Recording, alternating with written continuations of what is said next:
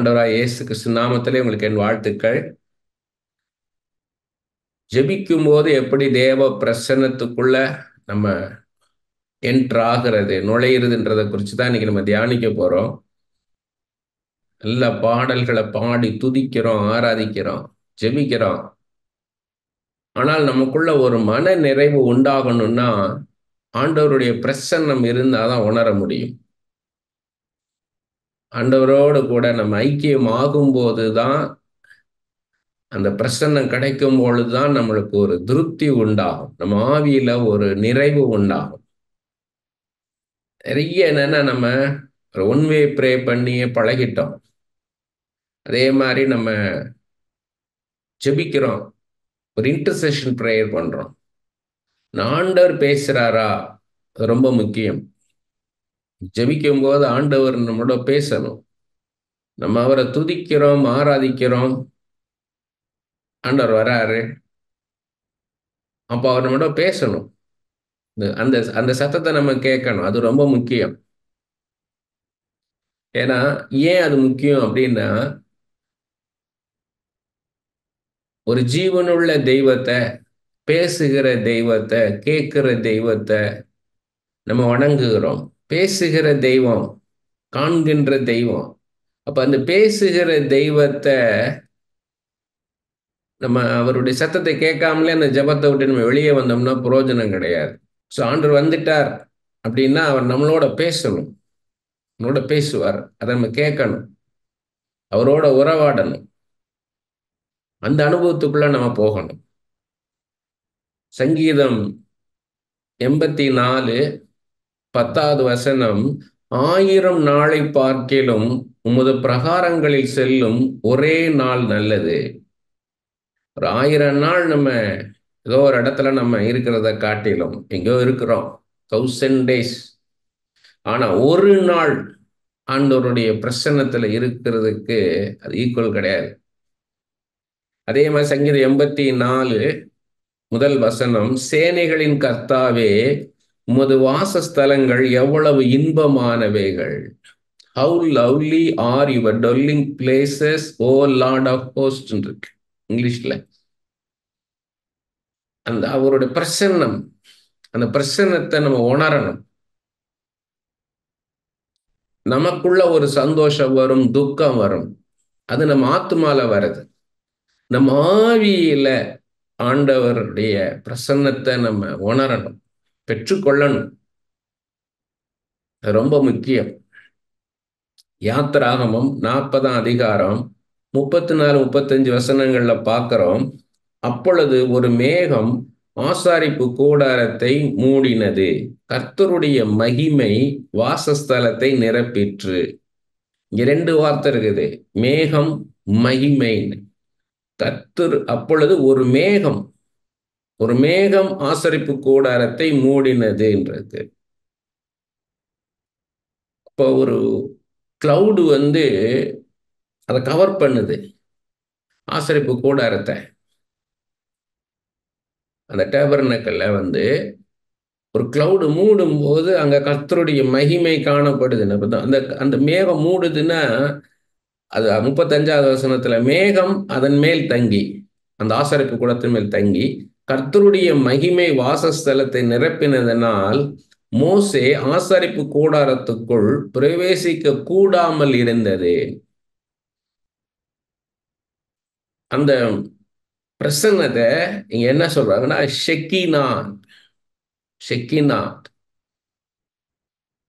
ஷெக்கினான்ற அந்த ஒரு Hebrew word, அது என்ன அர்த்தம்னா, காட்ஸ் விசிபிள் டுவெல்லிங் பிரசன்ஸ். ஆண்டவர் பிரசன்ட் ஆயிட்டார்ன்றதை காமிக்கிறது. அந்த மேகம் இறங்கிச்சுன்னா ஆண்டவர் இறங்கிட்டார். அந்த மேகத்தின் மூலமா ஆண்டவருடைய பிரசன்னத்தை அவங்க பார்க்கறாங்க.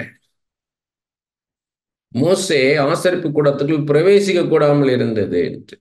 ஏன்னா கர்த்தருடைய மகிமை அப்படின்னா ஹீப்ரூல அதுக்கு பேர் கபோத்னு பேரு. அதுக்கு ஆப்போசிட் இக்கபோத். ஏலி உடைய பேரன் பிறக்கும் போது அந்த மருமகன் இக்கபோத்ன்றானா கர்த்தருடைய மகிமை போயிருச்சு, அல்ல இக்கபோத்னு பேருங்க. இது கபோத் அப்படின்னா மகிமை. அப்ப ஆண்டவருடைய பிரசன்னத்தை குறித்து நம்ம சில வசனங்கள் மூலமா பார்ப்போம் நம்ம. அப்பதான் நமக்கு தெரியும் அவருடைய கர்த்தருடைய பிரசன்னமும் கர்த்தருடைய அந்த மகிமையும் என்னன்றது நமக்கு தெரியணும். 2 நாளாகமும் 5ஆம் அதிகாரம் 12 முதல் 14 வசனங்கள். ஆசாப், ஏமான், எதுத்தூனுடைய கூட்டத்தாரும் அவர்களுடைய குமாரர் சகோதரருடைய கூட்டத்தாருமாகிய பாடகரான லேவியர் அனைவரும் மெல்லிய புடவைகளை தரித்து கைத்தாளங்களையும் தம்புருகளையும் சுரமண்டலங்களையும் பிடித்து பலிபீடத்திற்கு கிழக்கே நின்றார்கள். அவர்களோடு கூட பூரிகைகளை ஊதுகிற ஆசாரியர்கள் 120 பேர் நின்றார்கள். லேவியர்கள், ஆசாரியர்கள், லேவியர்கள் மியூசிக் இன்ஸ்ட்ருமெண்ட்ஸ்லாம் பிடிச்சு நிற்கிறாங்க, ஆசாரியர்கள் ட்ரம்பட்ஸ் வச்சு நிற்கிறாங்க. அவர்கள் ஒருமிக்க பூரிகைகளை ஊதி ஏக சத்தமாய் கர்த்தரை துதித்து ஸ்தோத்தரித்து பாடினார்கள். ஆசாரியர் பரிசுத்த ஸ்தலத்திலிருந்து புறப்படுகையிலும் பாடகர் பூரிகைகள், தாளங்கள், கீத வாக்கியங்களுடைய சத்தத்தை தொனிக்க பண்ணி கர்த்தர் நல்லவர், அவர் கிருபை என்றும் உள்ளது என்று அவரை ஸ்தோத்தரிக்கையிலும் கர்த்தருடைய வீடாகிய தேவாலயம் மேகத்தினால் நிறையப்பட்டது.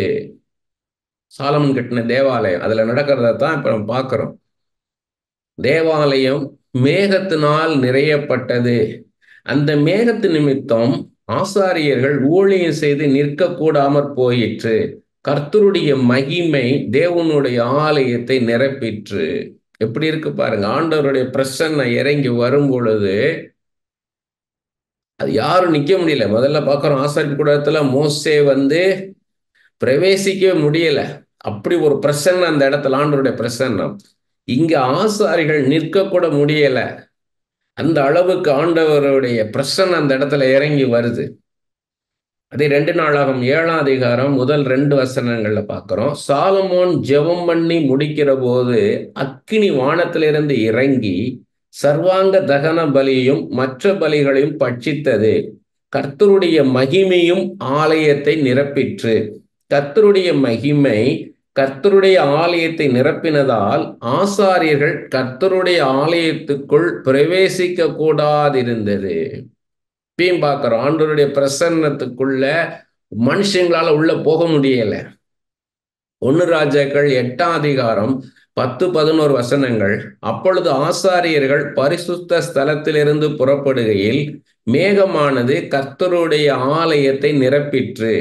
மேகத்து நிமித்தம் ஆசாரிகள் ஊழியம் செய்கிறதுக்கு நிற்கக்கூடாமல் போயிற்று. கர்த்தருடைய மகிமை கர்த்தருடைய ஆலயத்தை நிரப்பிற்று. அதே தான் இங்க பார்க்கிறோம். அங்க 4ஆம் புஸ்தகத்தில் உள்ளதான் இங்க ராஜாக்கள் புஸ்தகத்துல பார்க்கிறோம். ஆனா நல்ல தெளிவா தெரியணும்னா எல்லா இதுலயும் எடுத்து படிக்கணும். நம்ம சாமுவேல் புஸ்தகத்துல இருந்தும் படிக்கணும், ராஜாக்கள் புஸ்தகத்துல இருந்தும் படிக்கணும், நாளாகமம் புஸ்தகத்துல இருந்தும் படிக்கணும். அப்படி எல்லாம் காம்ப்ரிஹெண்ட் பண்ணி படிக்கும் போது நம்மளுக்கு ஒரு கிளியர் பிக்சர், டோட்டல் பிக்சர் நமக்கு கிடைக்கும். வெளிப்படுத்தின விசேஷம் 15ஆம் அதிகாரம் 8வது வசனம். அப்பொழுது தேவனுடைய மகிமையினாலும் அவருடைய வல்லமையினால் உண்டான புகையினாலே தேவாலயம் நிறைந்தது.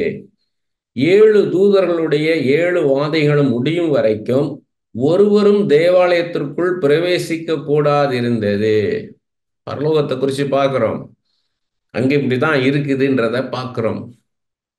ஆண்டவருடைய பிரசன்னம் இறங்கும் போது மாம்சத்தில் இருக்கிற மாம்ச சரீரத்தில் இருக்கிற ஜனங்கள் உள்ள போக முடியல. எசேக்கியேல் 43ஆம் அதிகாரம் முதல் 5 வசனங்கள். பின்பு அவர் என்னை கீழ்த்திசைக்கு எதிர்வாசலாகிய வாசலுக்கு அழைத்து கொண்டு போனார். இதோ இஸ்ரவேலின் தேவனுடைய மகிமை கீழ்த்திசையிலிருந்து வந்தது. அவருடைய சத்தம் பெருவெள்ளத்தின் இரைச்சலை போல இருந்தது. அவருடைய மகிமையினால் பூமி பிரகாசித்தது. நான் கண்ட இந்த தரிசனம் நகரத்தை அழிக்க வந்தபோது கண்ட தரிசனம் போல இருந்தது.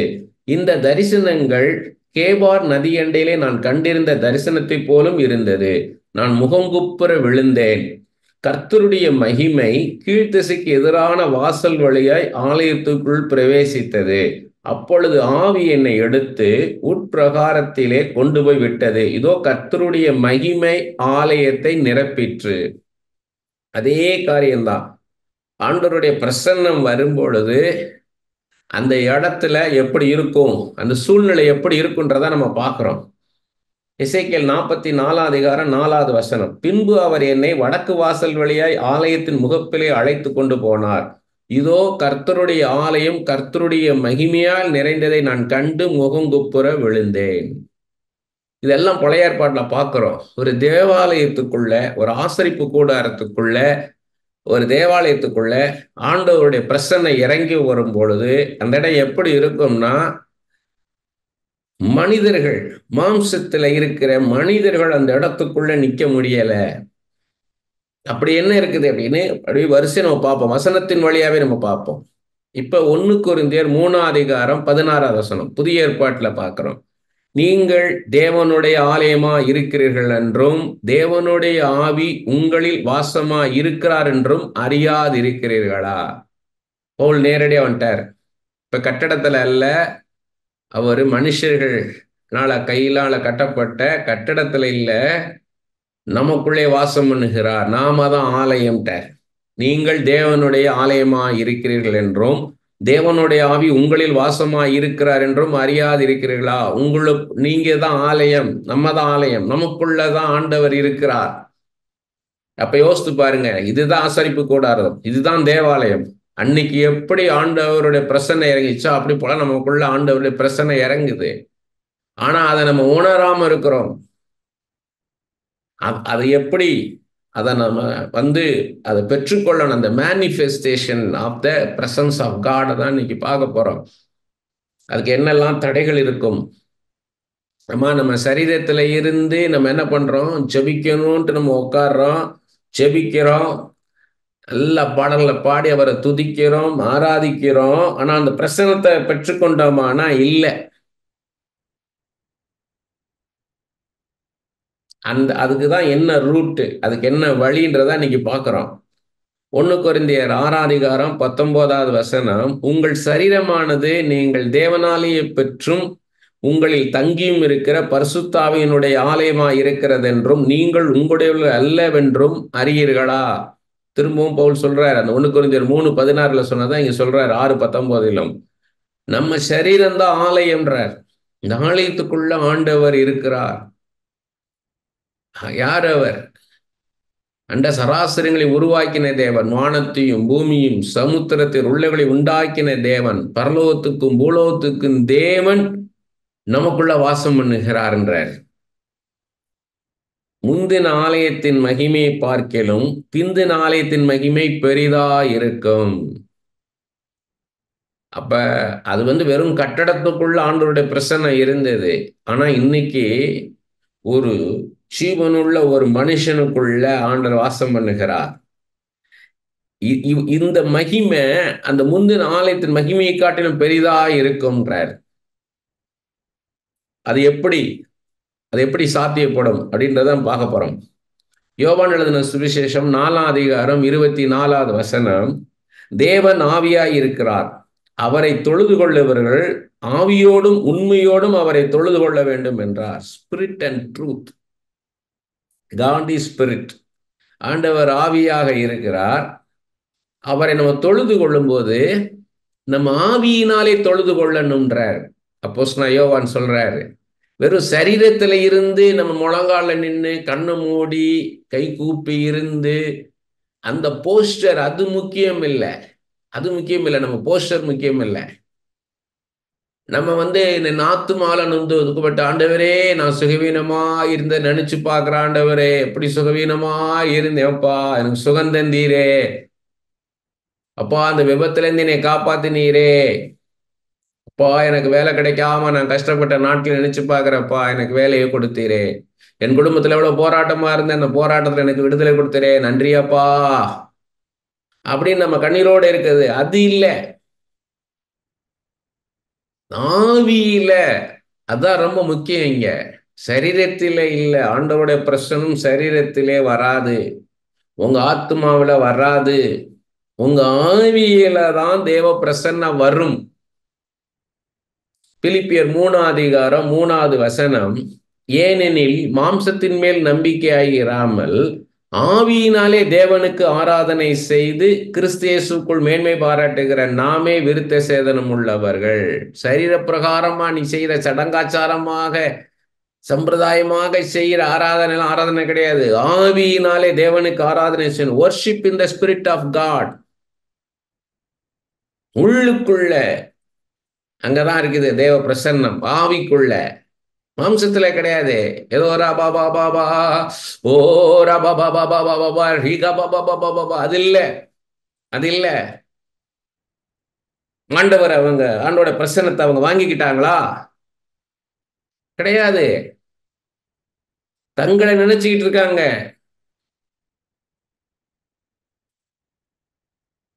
1 கொரிந்தியர் 14ஆம் அதிகாரம் 14 இருந்து 19வது வசனம் வரைய, எண்ணத்தினாலனே நான் அந்நிய பாஷையிலே விண்ணப்பம் பண்ணினால் என் ஆவி விண்ணப்பம் பண்ணுமின்றி என் கருத்து பயனற்றதா இருக்கும். சொல்றாரு, அந்நிய பாஷை நான் பேசுறேன், ஓ ரபா காதா லீபா காபா ரோகா பாரா நீமி நாமான், அந்நிய பாஷையில நான் பேசுறேன், ஆவியினாலே நானு தொழுது கொள்ளுகிறேன். அப்படின்னா என் ஆவி விண்ணப்பம் பண்ணுது, ஆனா என் கருத்து பயனற்றதா இருக்குமேன்றாரு. அப்படின்னா மைண்ட் எனக்கு என்ன நடக்குது தெரியல.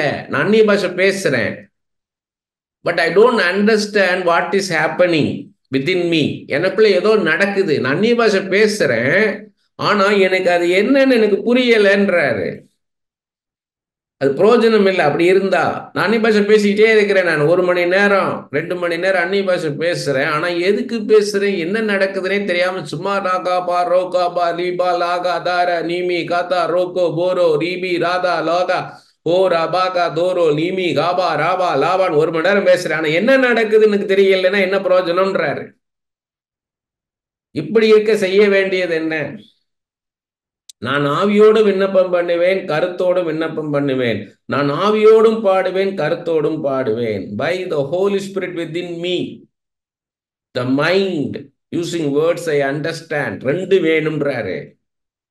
நான் டங்ஸ்லையும் பேசணும், என் ஆவியினாலே நான் என்ன பண்ணணும், துதிக்கிறதுனா நான் டங்ஸ்லனால ஆண்டவரை நோக்கி நானே செபிக்கணும், துதிக்கணும், ஆராதிக்கணும். த சேம் டைம் என் ஆவியில நான் அப்படி தொழுது கொள்ளும் போது என் ஆத்துமால மனசுக்கு என்ன நடக்குது என் ஆவியிலன்றது எனக்கு தெரியணும்ன்றாரு. 2 வேணும்ன்றாரு. அப்ப ஒரு அன்னோன் லாங்குவேஜ்லயும் நான் பேசணும், எனக்கு தெரிஞ்ச என் தமிழ் மொழியிலோ இங்கிலீஷ்லயும் நான் ப்ரே பண்ணணும். 2 வேணும் எனக்கு. நான் என் ஆவியில எனக்கு பரிசுத்த ஆவியானவர் என் ஆவியும் தொடர்பு கொள்ளுது. அது எங்க இருக்குன்னு கேட்டீங்கன்னா ரோமர் 8ஆம் அதிகாரம் 16வது வசனத்துல இருக்குது. பரிசுத்த ஆவியானவர் நம்ம ஆவியோட கூட சாட்சி கொடுக்கிறார்ன்றாரு. அப்படின்னா ஆண்டவர் நம்ம ஆவியோட தான் கனெக்ட் ஆகுறாரு. அப்ப ஆண்டவர் ஆவியோட கனெக்ட் ஆகும்போது என் ஆத்துமால இருக்கிற என் சுயம் அதற்கு தெரியணும், என்ன நடக்குது, என்ன ஆண்ட பேசுறாரு. பரிசுத்த ஆவியானவர் என் ஆவியோடு கூட இடைப்படுவதை என் ஆத்துமால இருக்கிற மனசுக்கு தெரியணும். இது பர்சனல் வர்ஷிப். பப்ளிக் வர்ஷிப்பும் சொல்றாரு. 2ம் இதுல சொல்றாரு பவுல். பப்ளிக் வர்ஷிப்னா ஒரு 4-5 பேர் சேர்ந்து ஒரு சபையா இருந்து நீங்க ஜெபம் பண்றீங்கன்னா, நீ ஆவியோடு ஸ்தோத்திரம் பண்ணும்போது கல்லாதவன் உன் ஸ்தோத்திரத்திற்கு ஆமேன் என்று எப்படி சொல்லுவான், நீ பேசுகிறது இன்னதென்று அவன் அறியானே. என்ன சொல்றாங்கன்னா, எனி அவுட்சைடர், யாராவது ஒருத்தன் வெளியில இருந்து ஒருத்தன் வாரான், அல்லது someone who is not gifted in spiritual matters, ஆவிக்குரிய காரியங்களை அறியாத ஒருத்தன் வந்தான்னா என்ன நடக்குன்னு உனக்கு தெரியாது. நம்ம டங்ஸ்ல பேசுறோம், அவனுக்கு தெரியாது. நீங்க தமிழ்லயோ இங்கிலீஷ்லயோ அவனுக்கு தெரிஞ்ச மொழியில சொன்னாதான் அவனுக்கு தெரியும். அப்ப என்ன பண்ணணும்ன்றாரு, நீ நன்றாய் ஸ்தோத்திரம் பண்ணுகிறாய், ஆயிலும் மற்றவன் பக்தி இருக்க மாட்டேன். நம்ம ஸ்தோத்திரம் சொல்லணும், ஓ ஓ லஹா ஓ திரி கா ஓ சிதிரினா மஹத்தரோன்றேன். நான் ஆண்டவரே நன்றியா நன்றியான்றேன். நான் பக்கத்துல இருக்க ஒண்ணும் புரியாது, அவனுக்கு ஒண்ணுமே பக்தி விருத்தி அடைய மாட்டான், அவன் ஆண்டவரோட நெருங்க மாட்டான். உங்கள் எல்லாரிலும் நான் அதிகமாக பாஷைகளை பேசுகிறேன், இதற்காக என் தேவனை ஸ்தோத்தரிக்கிறேன். கொரிந்து சபையை பார்த்து சொல்றாரு, மோர் தென் ஆல் ஆஃப் யூ, நீங்க எல்லாரும் பேசுகிற பாஷையை காட்டிலும் அதிகமான பாஷைகளை நான் பேசுகிறேன் என் பர்சனல் பிரேயர்ல, அதுக்காக நான் கர்த்தருக்கு நன்றி செலுத்துகிறேன்றாரு. பவுல் சொல்றாரு, அப்படி இருந்தும் நான் சபையிலே அந்நிய பாஷையில், சபையிலன்னா ஒரு 4-5 பேர் சேர்ந்துட்டா அதோ சபைன்றாரு. சபைனா ஒரு சர்ச்சுன்னு சொல்லல, அவரு ஒரு சின்ன கேதரிங். 2 பேர் 3 பேர் வந்தாலே அப்ப அவங்களுக்கு புரிகிற மாதிரி பேசணுன்றார். அதான் சொல்றாரு, அப்படி இருந்தும் நான் சபையிலே அந்நிய பாஷையில் 10,000 வார்த்தைகளை பேசுகிறதிலும் மற்றவர்களை உணர்த்தும்படி என் கருத்தோட 5 வார்த்தைகளை பேசுகிறது எனக்கு அதிக விருப்பமா இருக்கும். அண்டர்ஸ்டாண்டபிளா இருக்கணும். ஆண்டவர் என்னோட பேசுறாரு. சுத்தி ஒரு ஜனங்க இருக்காங்க, ஒரு 10 பேரு. நாங்க வந்து ஓ ஹோ ராகா ராவா ஓ லெஹாசா ரீகா ஹோ தீரி ஓ ரபா பாபா எனக்கு ஆண்டவருக்கும் ஒரு கான்வர்சேஷன் போகுது. சுத்தி இருக்கவங்க என்ன புரியும்? அப்ப அவங்க புரிகிற மாதிரி அவங்களுக்கு தெரிஞ்ச பாஷையில என்ன சொல்லணும்? கர்த்தர் இப்படியாக சொல்லுகிறார், கர்த்தர் இப்படியாக சொல்லுகிறார்னு நான் சொன்னாதான் அவங்களுக்கு தெரியும். அப்ப அப்ப from our spirit, from our mind, both the way we have to worship him. நம்ம பாடினாலும் சரி, நம்ம ஆவியோடும் பாடணும். அதுக்காக வெறுமனே மற்றவங்க இருக்காங்கன்றதுக்காக அதை மட்டுமே பேசிட்டு இருக்க கூடாது. நம்ம ஆவியோட கனெக்ட் ஆகணும். பர்சனல் எடிஃபிகேஷன் வேணும். தனிப்பட்ட விதத்துல நம்மளுக்கு பக்தி விருத்தி வேணும். கர்த்தரோட நெருங்கணும். அதுக்கு நம்ம தனி ஜெபத்தில் அதிகமாக அந்நிய பாஷைகளை பேசணும். அந்நிய பாஷைகளை பேசி இல்லை, ஏன்னா அது உள்ள கொஞ்சம் கொஞ்சமா நம்ம அதுக்குள்ள போவோம். பாருங்க, யூதா உடைய நிருபம் 20வது வசனம், நீங்களோ பிரியமானவர்களே உங்கள் மகா பரிசுத்தமான விசுவாசத்தின் மேல் உங்களை உறுதிப்படுத்தி கொண்டு பரிசுத்த ஆவிக்குள் ஜெபம் பண்ணி. அப்ப பரிசுத்த ஆவியில நிரம்பி ஜெபம் பண்ணுங்க அப்படின்றாரு யூதா. எபேசியர் 5ஆம் அதிகாரம் 18-19 பவுல் என்ன சொல்றான்னு பார்ப்போம்.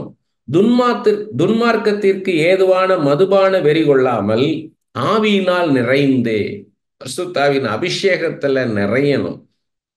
அப்படி நிரம்பும் போது சங்கீதங்களினாலும் கீர்த்தனைகளினாலும் ஞான பாட்டுகளினாலும் ஒருவருக்கொருவர் புத்தி சொல்லிக் கொண்டு உங்கள் இருதயத்தில் கர்த்தரை பாடி கீர்த்தனம் பண்ணி. இருதயத்துல தெளிவா சொல்றார், நம்ம உள்ளுக்குள்ள பாடல் இருக்கணும். வெறும் உதட்டுனால பாடிக்கிட்டு இருக்க கூடாது. இருதயத்துல நம்ம ஆண்டவருடைய பிரசன்னத்தை உணரணும். அவருடைய அன்பை, அவருடைய கிருபையை, அவருடைய தயவை, அவருடைய இரக்கத்தை, attributes ஆஃப் காட். அவர் எவ்வளவு இரக்கம் உள்ளவர், எவ்வளவு மனதுருக்கம் உள்ளவர், எவ்வளவு சாந்தம் உள்ள தேவன், எவ்வளவு மன்னிக்க தயவுபெருத்த தேவன் என்பதை நம்ம இருதயத்துல உணர்ந்து சங்கீதங்களினாலும் கீர்த்தனையினாலும் ஞான பாட்டுகளினாலும் என்ன பண்ணணும்? அவரை நம்ம பாடி ஆராதிக்கணுன்றார். உள்ளுக்குள்ள நடக்கிற காரியம் இது. வெளியரங்கமாக அவுட்ருமன்ல நடக்கிற காரியம் கிடையாது. ஆராதனைன்றது உள்ளுக்குள்ள இருதயத்தில் நடக்க வேண்டிய காரியம். எபேசியர் 6ஆம் அதிகாரம் 18வது வசனம் பாருங்க. எந்த சமயத்திலும் சகலவிதமான வேண்டுதலோடும் விண்ணப்பத்தோடும் ஆவியினாலே ஜெபம் பண்ணி அதன் பொருட்டு மிகுந்த மன உறுதியோடும் சகல பரிசுத்தவான்களுக்கும் பண்ணு வேண்டுதலோடும் விழித்துக் கொண்டிருங்கள். ஆவியினாலே ஜெபம் பண்ணுங்கள்ன்றார். அப்படின்னா பரிசுத்த ஆவியில நம்ம நிரம்பணும். அதான் தேவ பிரசன்னம். நம்ம ஆவி அவருடைய ஆவியோட கனெக்ட் ஆகணும். அதுதான் ரொம்ப முக்கியம். கொலோசியர் 3ஆம் அதிகாரம் 16வது வசனம், கிறிஸ்துவின் வசனம் உங்களுக்குள்ளே சகல ஞானத்தோடும் பரிபூர்ணமாக வாசமாய் இருப்பதாக. கிறிஸ்துவின் வசனம் சொல்றார் பாருங்க. கிறிஸ்துவின் வசனம் பரிபூர்ணமாக உங்களுக்குள்ளே வாசமாய் இருப்பதாக. சங்கீதங்களினாலும் கீர்த்தனைகளினாலும் ஞான பாட்டில் ஒருவருக்கு ஒரு போதித்து புத்தி சொல்லிக்கொண்டு உங்கள் இருதயத்திலே கர்த்தரை பக்தியுடன் பாடி. மறுபடியும் சொல்றார், வசனத்தாலே நிரம்பி பின்பு நீங்க கர்த்தரை பாடி ஆராதனை செய்யுங்கன்றாரு. ரோமர் 8ஆம் அதிகாரம் 26வது வசனம். அந்த அனுபவம் எப்படி வரும்னு சொல்றாரு பாருங்க. அந்தபடியே ஆவியானவரும் நமது பலவீனங்களில் நமக்கு உதவி செய்கிறார். நாம் ஏற்றபடி வேண்டிக் வேண்டியது என்னவென்று அறியாமல் இருக்கிறபடியால் ஆவியானவர் தாமே வாக்கு கடங்காத பெருமூச்சுக்களோடு நமக்காக வேண்டுதல் செய்கிறார். இப்ப எனக்கு எப்படி ஜெபிக்கணும்னு தெரியல. நாம் ஜெபிக்கணும்னு முடிவு பண்ணிட்டேன், சித்தம் கொண்டுட்டேன். நான் அதுக்காக நான் உட்கார்ந்துட்டேன் பிரேயர்ல. ஆனா எப்படி ஜெபிக்கணும்னு தெரியல. யாருக்காக ஜெபிக்கணும், எதுக்காக ஜெபிக்கணும், எப்படி ஜெபிக்கணும் தெரியல. அப்ப ஆவியானவர் உங்களுக்கு உதவி செய்வார்ன்றார். நிறைய பேர் நினைக்கிறாங்கன்னா, இந்த இடத்துல தவறாக புரிந்து கொள்கிறாங்க. On behalf of us Holy Spirit will intercede to the Father நினைக்கிறாங்க. நமக்காக ஆண்டவர் பரிசுத்த ஆவியானவர் நமக்காக பிதாவின் இடத்துல பரிந்து பேசுவார் நினைக்கிறேன். இல்ல இல்ல, அப்ப நம்முடைய பார்ட்டே இல்லையே. நமக்கு பேசுவார், இப்படி ஜெபம் பண்ணு, இப்படி ஆராதனை செய்யன்னு நமக்கு சொல்லுவார், சொல்லி கொடுப்பார். இந்த காரியத்துக்காக ஜெபம் பண்ணு அப்படின்வாரு. இல்லைன்னா இந்த பாடலை, குறிப்பிட்ட பாடலை நீ பாடு, இல்லைன்னா நீ அந்நிய பாஷையில பேசு அப்படின்னு நம்மளை ப்ராம்ப்ட் பண்ணுவார், நம்மளை ஏவுவார். நம்ம ஆவியில ஒரு ஏவுவார், இப்படி இப்படி போல உணர்த்துவார். நீ இதை செய்யி, இதை செய்யன்வாரு. எதை செய்தால் அவரோட கனெக்டா இருப்போம் சொல்லி அவருக்கு தெரியும். அதுதான் இங்க சொல்றாரு. ரோமர் 8:16 ஏற்கனவே பார்த்தோம். ஹோலி ஸ்பிரிட், பரிசுத்த ஆவியானவர் நம்ம ஆவியோட தான் இடைபடுவார், நம்ம மாம்சத்தோட ஆத்மாவோட கிடையாது. அதான் ரோமர் 8:16 நாம் தேவனுடைய பிள்ளைகளா இருக்கிறோம் என்று ஆவியானவர் தாமே நம்முடைய ஆவியினுடைய கூட சாட்சி கொடுக்கிறார். Holy Spirit connects with our spirit only, not with our mind, not with our emotions. நம்ம எமோஷன்ஸுக்கு அதோட கனெக்ட் ஆக மாட்டார். நிறைய பேர் உணர்ச்சி வசப்படுவாங்க, ஹோ ரப்பாப்பாப்பாப்பாப்பாப்பான்வாங்க. அப்படிலாம் வரமாட்டார். அப்படியே சரீரத்தில் வந்து இறங்கிட்டார்ன்ற மாதிரி. அது பிகினிங்ல இருக்கும். ஏன்னா அங்க கெத்செமனே தோட்டத்துல இயேசு கிறிஸ்துவ பிடிக்கிறதுக்காக போறாங்க. யூதாஸ் காட்டி கொடுக்க போறாரு. ஏன்னா பேதுரு யாரு, மத்தேயு யாரு, அப்போஸ்தலன் யோவான் யாருன்னு தெரியல. எல்லாரும் ஒரே மாதிரி அங்கி போட்டிருக்காங்க, எல்லாரும் ஒரே மாதிரி முடி வளர்த்துருக்காங்க, எல்லாரும் ஒரே மாதிரி தாடி வச்சிருக்கிறாங்க. இயேசு யாரு, பேதுரு யாருன்னு தெரியல. அதை காட்டி கொடுக்கத்தான் யூதாஸ் காரியத்து வரான். நான் யாருக்கு போய் முத்தம் கொடுப்பேனோ அவர் தான்ட்டு வந்த உடனே இயேசு கிறிஸ்து கேட்கிறாரு, யாரை தேடுறீங்கன்றாரு. நாங்கள் இயேசு கிறிஸ்துவ தேடுறோம்னா நான் தான் ஒன்று. எல்லாரும் விழுந்துட்டான், யூதாஸ்காரி உட்பட எல்லாரும் விழுந்துட்டாங்க. அது யோவான் எழுதின சுவிசேஷம் 18:6 இருக்குது. எல்லா நேரமும் விழுவ மாட்டாங்க. தமஸ்குக்கு போற வழியில அந்த பெரிய ஒரு வெளிச்சம், சூரியனுக்கு மேல பிரகாசம் ஒரு வெளிச்சம் வந்த உடனே குதிரையோட பவுல் கீழே விழுந்துட்டாரு. அந்த மகிமை தாங்க முடியல, அந்த வெளிச்சத்தை தாங்க முடியல, அந்த வல்லமையை தாங்க முடியாம எப்பயுமே அப்படி விழுந்துட்டு இருந்தா பவுலோட எப்படி பேசுவார்? என்னோட ஆண்டவர் பேச வரார், நான் தூக்கி தூக்கி கீழே விழுந்துட்டேன், எப்படி பேசுவார் என்கிட்ட? எப்பயுமே அப்படி இருக்காது. பிகினிங்ல அப்படி இருக்கும். ஆரம்பத்துல அவருடைய வல்லமை இறங்கும் போது தாங்க முடியாது. அந்த அந்த வல்லமையை தாங்கிறதுக்கான பலன் அவர் தருவார். எனக்கு என்னுடைய முதல்ல நான் ரட்சிக்கப்படும் போதே நான் அபிஷேகம் பண்ணிட்டாரு. அந்த அனுபவத்தை என் வாழ்நாள் முழுக்க மறக்க முடியாது. அந்த அதிகாலை 4 மணிக்கு சமுத்திரம் மாதிரி என் மேல இறங்கி வந்துட்டாரு. என்னால் அந்த வல்லமையை தாங்க முடியாம அந்த ரூம் முழுக்க ஃபுட்பாலை தூக்கி எறிஞ்ச மாதிரி அங்கு இங்கு தூக்கி எறியப்பட்டேன். பல பாஷைகளை பேச ஆரம்பிச்சேன் நான். அந்த பவர் அப்பவே என்ன பவர் அந்த அந்த அந்த இதுல என்னை எக்யூப் பண்ணிட்டாரு. அதுதான் ஊழியத்திற்கான அபிஷேகம். அது ஊழியம் செய்வதற்கான வல்லமை. அது மீண்டும் மீண்டும் அதை மேனிஃபெஸ்ட் ஆகிட்டு இருக்காது. அதை கண்ட்ரோல் பண்ண கத்துக் கொடுப்பாரு. அந்த ஆவிய, நம்மளுடைய அனாயிட்டிங்கை கண்ட்ரோல் பண்ணிருக்க கத்துக் கொடுப்பாரு. இப்ப நான் அனாயிட்டிங்லாம் நான் பேசிட்டு இருக்கிறேன். நான் என்னுடைய ஓன் இன்டெலிஜென்ஸ் நான் பேசிட்டு இருக்கல. ஹோலி ஸ்பிரிட்டை ஃபாலோ பண்றேன். நான் எங்க கொண்டு போறார், த லைன் ஆஃப் திங்கிங் வாங்க, த வே ஆஃப் திங்கிங். அவர் எப்படி நான் கொண்டு போறார், எந்த ரூட்ல கொண்டு போறார், நானும் ஃபாலோ பண்ணிட்டே போறேன். நான் அவர் பின்னாடி போயிட்டு அவர் என்ன சொல்றாரு அதைத்தான் அவன்கிட்ட கொடுத்துக்கிட்டே போயிட்டே இருக்கேன். அப்ப மாம்சத்தோட இடப்பட மாட்டார், நம்ம ஆத்மாவோட இடப்பட மாட்டார், உணர்ச்சிகளோட ஒரு நாள் இடப்பட மாட்டார்.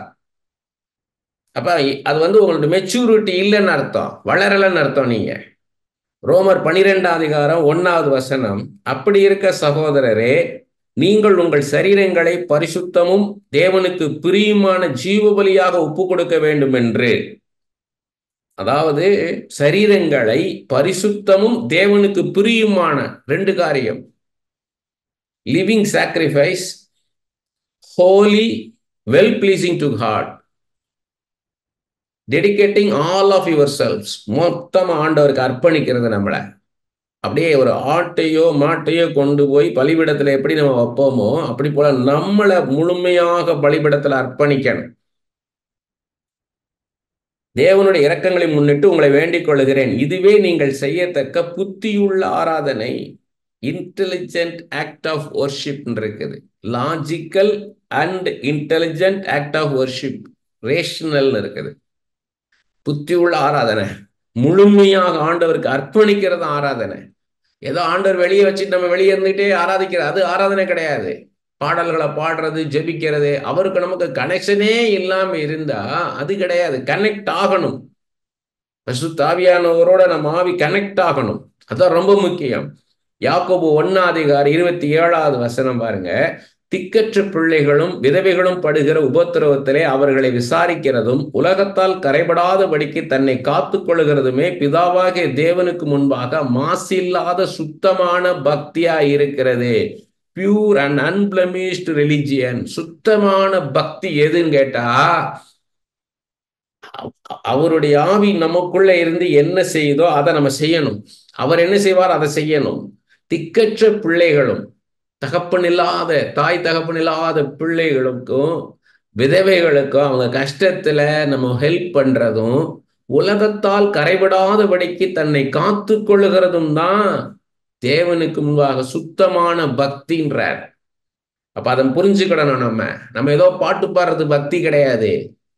நம்ம அப்படியே துதிக்கிறது, பாடுறது, அந்நிய பாஷையில பேசுறது, அது பக்தி கிடையாது. அது பக்தினா என்னன்னு சொல்றாரு.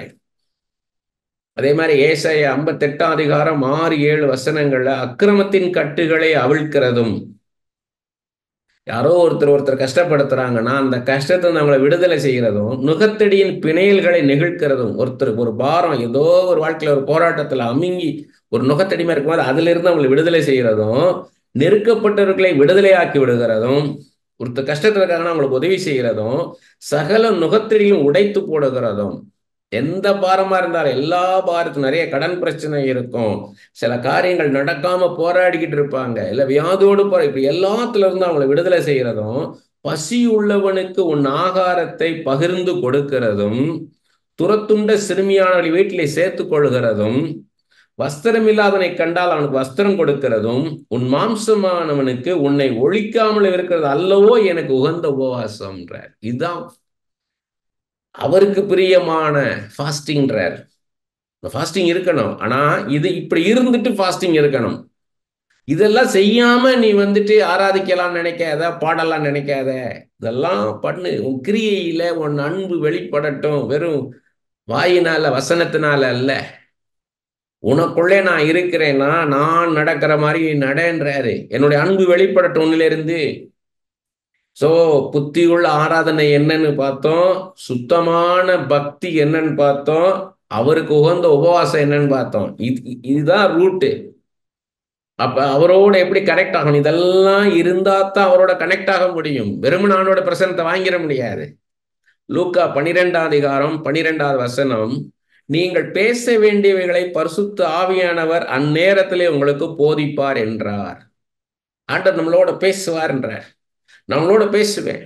நீங்க எப்படி பேசணும், நீங்க என்னோட எப்படி பேசணும், மற்ற ஜனங்களோட எப்படி பேசணுன்றத நான் ஆண்டவர் உங்களுக்கு நான் கற்றுக் கொடுப்பேன்றார்.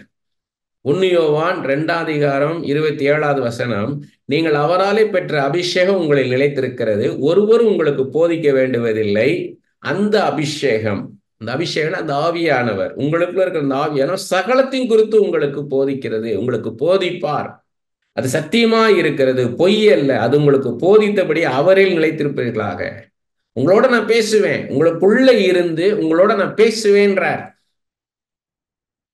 அது இன்னும் பாருங்க, இன்னும் கன்ஃபார்ம் பண்றாரு. யோவான் எழுதின சுவிசேஷம் 14:26 என் நாமத்தினாலே பிதா அனுப்ப போகிற பரிசுத்தாவியாகிய தேற்றரவாளனே எல்லாவற்றையும் உங்களுக்கு போதித்து நான் உங்களுக்கு சொன்ன எல்லாவற்றையும் உங்களுக்கு நினைப்பூட்டுவார். இந்த இடத்துல ரொம்ப கவனமா படிக்கணும். பரிசுத்தாவியாகிய தேற்றரவாளன் அப்படின்றாரு. 2 விதம்.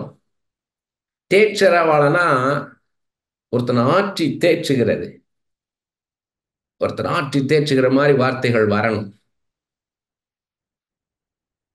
இன்னொரு பக்கம் பரிசுத்த ஆவியானவர் அப்படின்னா நமக்குள்ள ஒரு இலுமினேஷன் உண்டாகும், ஒரு வெளிச்சம் உண்டாகும். ஸோ 2 பக்கமும், ஒரு பக்கம் டீச் பண்ணுவாரு, இன்னொரு பக்கம் கம்ஃபர்ட்டும் பண்ணுவார். 2 பக்கம், ஒரு தகப்பன் போதிப்பது போல போதிப்பார். உன் வாழ்க்கையில் இப்படி நடக்கணும், இன்னென்ன காரியம், நீ வேதத்தை இரவும் பகலும் படிச்சாதான் உன் காரியம் வாய்க்கும். That is the key for your successful life. நீ ஆண்டோடைய வேதத்துல பிரியமா இருந்து இரவும் பகலும் அதை தியானிச்சாதான் நீ செய்கிற காரியம் வாய்க்கும் அப்படின்னு ஒரு பக்கம் அப்படி டீச் பண்ணுவார். இன்னொரு பக்கம் ஒரு தாய் தேற்றுவது போல தேற்றுவார். ஒரு நொறுங்குண்ட இருதயம் உள்ள ஆவி உள்ளவங்களை எப்படி ஆற்றி தேற்றுமோ அப்படி ஆற்றி தேற்றுவார். இந்த ரெண்டும் நம்மள இருந்து வெளிப்படணும். அப்ப அவருடைய பிரசன்னத்தை நம்ம முழுமையா வாங்கினாத்தான் இதெல்லாம் நடக்கும். உங்கள்ட்ட இருந்து அந்த கடுமையான பேச்சுக்கள் போயிடும். அவர் உள்ள நீங்க நிரம்பிட்டாருன்னா உங்க சுவாபம் மாறிடும். அதுதான் ரோமர் 12:2 சொல்றாரு, மறுரூபமாயிரும், உங்கள் மனது புதிதாயிரும். இப்பிரபஞ்சத்திற்கு ஒத்த வேஷம் தெரியாமல் தேவனுடைய பரிபூர்ணமுள்ள சித்தம் இன்னதென்று பகுத்தறியத்தக்கதாக உங்கள் மனம் புதிதாகிவிடும், மறுரூபமாயிருவீங்க. பிலிப்பியர் 2:5 சொன்னது போல கிறிஸ்து இயேசுவின் சிந்தை உங்களுக்குள்ள உண்டாயிரும். யாரையும் யாரை பார்த்தாலுமே இயேசுடைய பிள்ளைகளா பார்க்க தோணும். ரட்சிக்கப்பட்டாலும் சரி, ரட்சிக்கப்படாதவங்களா இருந்தாலும் சரி, உங்க வாழ்க்கை பேசும். நீங்க தான் எழுதப்பட்ட நிருபம், நீங்க தான் பைபிள். உங்களிலே இயேசுவை பார்ப்பாங்க. உங்களுக்குள்ள தேவ பிரசன்னம் இருக்குதுன்ற அடையாளம் நீங்க பேசும்போது இயேசு எப்படி பேசுவார் அப்படி பேசுவீங்க. நீங்க பேச மாட்டீங்க. கலாத்தியர் 2:20 பவுல் சொல்றது போல, இனி நான் அல்ல, என்னில் இயேசு வாழ்கிறார். அப்போஸ்தலனாகிய பவுலை குறித்து ஒரு ஃபில்ம் சில வருஷங்களுக்கு முன்பாக பார்த்தேன். அதில் ஓப்பனிங் சீனு லூக்கா போய் அந்த சிறைச்சாலை தலைவனை போய் பார்க்குறாரு. நான் பவுலை பார்க்கணும்னு கேட்குறாரு. அவன் விரட்டி விட்டுறான், அதெல்லாம் பார்க்க முடியாதுன்னு. திரும்ப திரும்ப மறுபடியும் போய் பார்க்குறாரு. லூக்கா ஊருக்கு வெளியே தங்கியிருக்கிறார். யாரோட தங்கியிருக்காருன்னா, அங்கே தீமோத்தேயு, தீத்து, ஆக்கில்லால், பிரிசில்லால், எப்பாப்ராத்து, இவங்க எல்லாம் ஒரு டீமாக தங்கியிருக்கிறாங்க. பவுலோட இருந்த அத்தனை பேர் அங்கே இருக்கிறாங்க. அவங்க தான் லூக்காவை அனுப்புகிறாங்க. ஏன்னா கடைசி காலம். பவுல் எங்கே வச்சுருக்கான்னு கேட்டிங்கன்னா, நம்ம வீடு மாதிரி வச்சுட்டு ஒரு சிறை கைதி போடுற ட்ரெஸ் மாதிரி போட்டு ஒரு நம்பர் போட்டுக்கிட்டு 302 அப்படி போட்டு அப்படிலாம் இல்லை. ஒரு அந்த பூமியில் ஒரு சின்ன ஒரு ஆள் உள்ளே போகிற அளவுக்கு ஒரு ஹோல் இருக்குது. அது பார்த்தீங்கன்னா சும்மா குகை மாதிரி இருக்குது. ஒரு 25 அடி ஆழத்தில் அப்படி போனால் அப்படியே ஒரு குகை மாதிரி கிடக்கு. அங்கே பார்த்தீங்கன்னா சாக்கடை ஓடுது. அங்கே எலி, பல்லி எல்லாம் ஓடுது. பெரிச்சாளி எல்லாம் ஓடிட்டு கிடக்குது. அவ்வளவு நாற்றம் உள்ள ஒரு இடம். அங்கே 2 கையும் 2 காலையும் சங்கிலியால் கட்டி பவுல் கிடக்கிறாரு. மேலே அந்த ஹோலில் ஒரு ஒரு இரும்பு கதவை வச்சு சங்கிலியை வச்சு பூட்டி வச்சிருக்கிறானுங்க, பூட்டு போட்டு. அங்க வர வெளிச்சம், அதுல இருந்து வர காத்து தான் பவுலுக்கு. ஒரு டஞ்சன்ல கிடக்கிறார். மேல படியெல்லாம் கிடையாது. லூக்கா மறுபடியும் கேட்கும்போது அவன் போய் அவனுக்கு மேல இருக்க அதிகாரிகிட்ட, சிறைச்சாலை தலைவர் சொல்றான். அவனுக்கு மேல அதிகாரிட்ட சொல்லும் போது கடைசி அவன் கேட்கிறான், மேல இருக்கிறவன், டாப் போஸ்ட்ல இருக்கிறவன், யார் அவன் கேட்கிறான். யார் அவன்? மறுபடியும் பார்க்க வரேன்றான். பவுலை பார்க்க வரணுன்றான். யார் அவன்னா, என் பேர் என்னன்னா லூக்கான்னு. அவன் யூதனான்னு கேட்குறான். இல்லை, அவன் கிரேக்கன். சரி, அவன் என்னவா இருக்கான்னா டாக்டரா இருக்கான். சரி, பார்த்து போறான், விடு, அவன் சாக போறான் அந்த பவுலு. சரி விடுங்கன்றான்.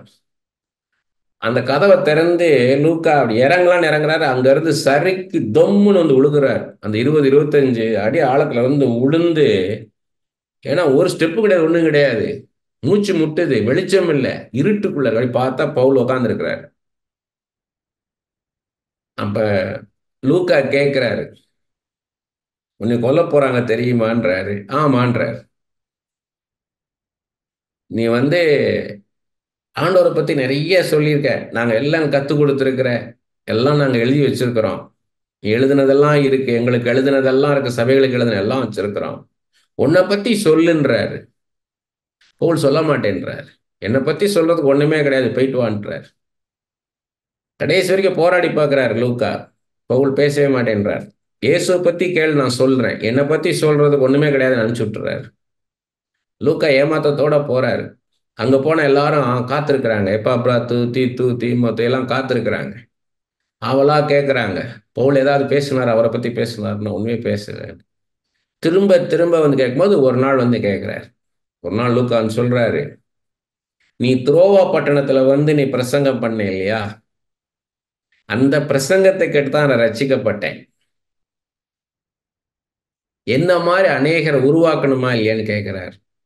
உன்னுடைய வாழ்க்கை எப்படி ஆண்டவர் உன்னை சந்திச்சாரு, நீ எப்படி ஆண்டவரை பார்த்த, உன் வாழ்க்கை எப்படி இருந்தது, உன் பாஸ்ட் லைஃபு, இயேசு கிறிஸ்துவனை சந்திக்கும் போது அந்த அனுபவம் எப்படி இருந்தது, அதன் பிறகு உன் வாழ்க்கை எப்படி மாறிச்சுன்னா அநேக பவுல்கள் உருவாவாங்க. அநேக பவுல்கள் உருவாகணுமா, இந்த ஒரு பவுலோட முடிஞ்சிருட்டுமான்னு கேட்கிறார். அப்பதான் பவுல் வாயை திறந்து தன்னை பத்தி பேசுறாரு. அதெல்லாம் கத்துக்க வேண்டிய விஷயம். இப்ப நம்ம நம்மளை பத்தியே பேசிக்கிட்டு இருக்க கூடாது. சாட்சி சொல்றதே, எல்லாரும் சாட்சி சொல்ல பார்த்தீங்கன்னா தங்களை மேன்மைப்படுத்தி, நாம் எவ்வளோ பெரிய போஸ்ட்ல இருந்தேன் தெரியுமா, அவ்வளோ பெரிய போஸ்ட்ல இருந்தேன், ஆண்டவர் என்னை அழைச்ச உடனே அதை துச்சமாக குப்பை என நஷ்டம் என்று தூக்கி போட்டேன். அந்த போஸ்ட் அவ்வளோ பெரிய போஸ்ட்ல இருந்தேன், அப்படி இருந்தேன். பெருமை, பெருமை வந்தாலே சுயம். சாட்சினா என்ன? இயேசு கிறிஸ்துவை பற்றின சாட்சி தீர்க்க தரிசனத்தின் ஆவியா இருக்கின்ற வெளிப்படுத்தின விசேஷத்துல இயேசு என்ன செய்தார்?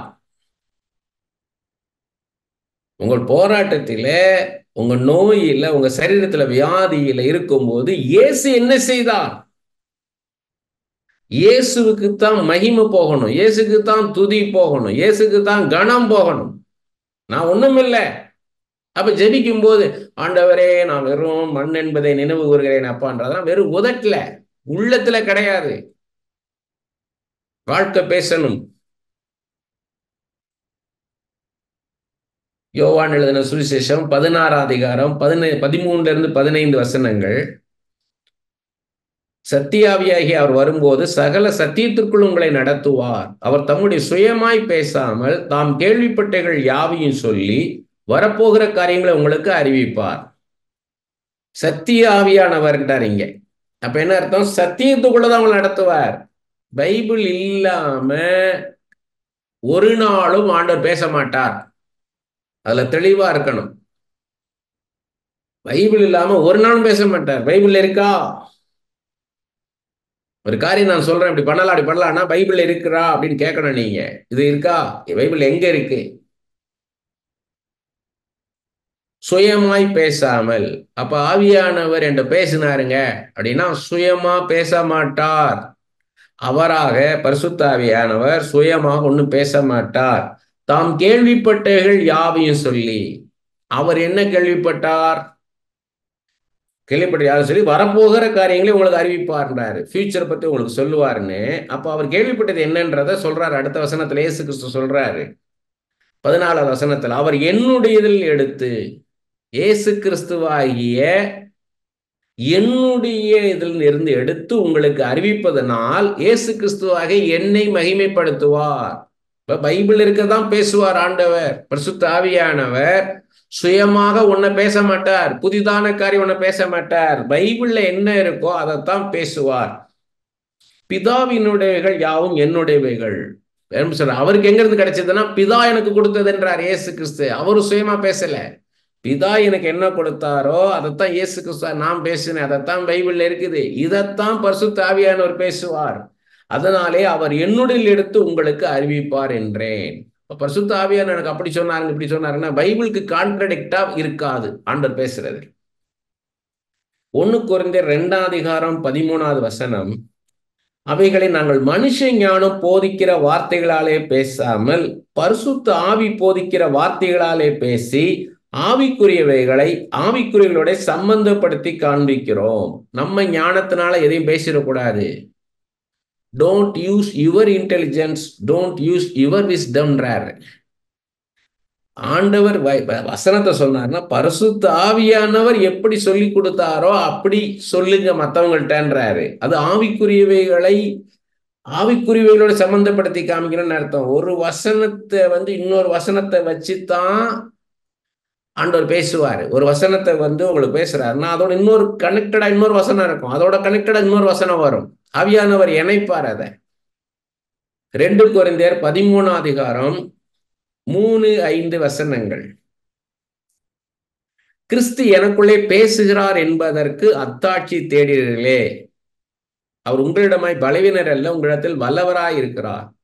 பவுல் சொல்றாரு, இயேசு கிறிஸ்து எனக்குள்ளே பேசுகிறார் என்பதற்கு நீங்க அத்தாட்சி எவிடன்ஸ் பாக்குறீங்களேன்றாரு. அது சொல்றாரு, நீங்கள் விசுவாசம் உள்ளவர்களோ என்று உங்களை நீங்களே சோதித்தறியுங்கள், உங்களை நீங்களே பரிசித்து பாருங்கள். எதை பரிசித்து பார்க்கணுமா? இயேசு கிறிஸ்து உங்களுக்குள் இருக்கிறார் என்று உங்களை நீங்களே அறியீர்களா?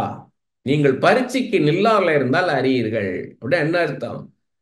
போராட்டம் நடந்தாலும், வாழ்க்கையில் எவ்வளவு போராட்டம் நடந்தாலும் இயேசு கிறிஸ்து எனக்குள்ளே இருக்கிறார், அவர் என்னை நடத்துவார், அவர் என்னை உயர்த்துவார்.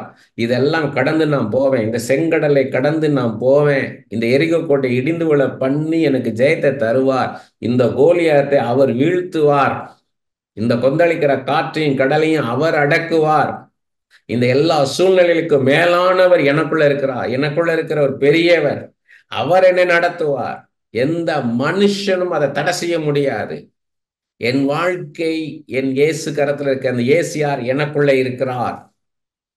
அதுதான் ரொம்ப முக்கியம். இந்த நிச்சயம் இருந்துச்சுன்னா உங்களை அசைக்கவே முடியாது. அதுதான் ஆண்டவருடைய பிரசன்னம். திடமா இருப்பீங்க. வசனம் வசனம் வசனம் வசனத்தாலே நிரப்பணும். 2 நாளாகமும் 6ஆம் அதிகாரம் 18வது வசனம், தேவன் மெய்யாக மனுஷருடைய பூமியிலே வாசம் பண்ணுவாரோ? இதோ வானங்களும் வானாதி வானங்களும் உம்மை கொள்ளாதே, நான் கட்டின இந்த ஆலயம் எம்மாத்திரம். சாலமோன் சொல்றான், மிக பெரிய ஆலயமா இருக்கணும்.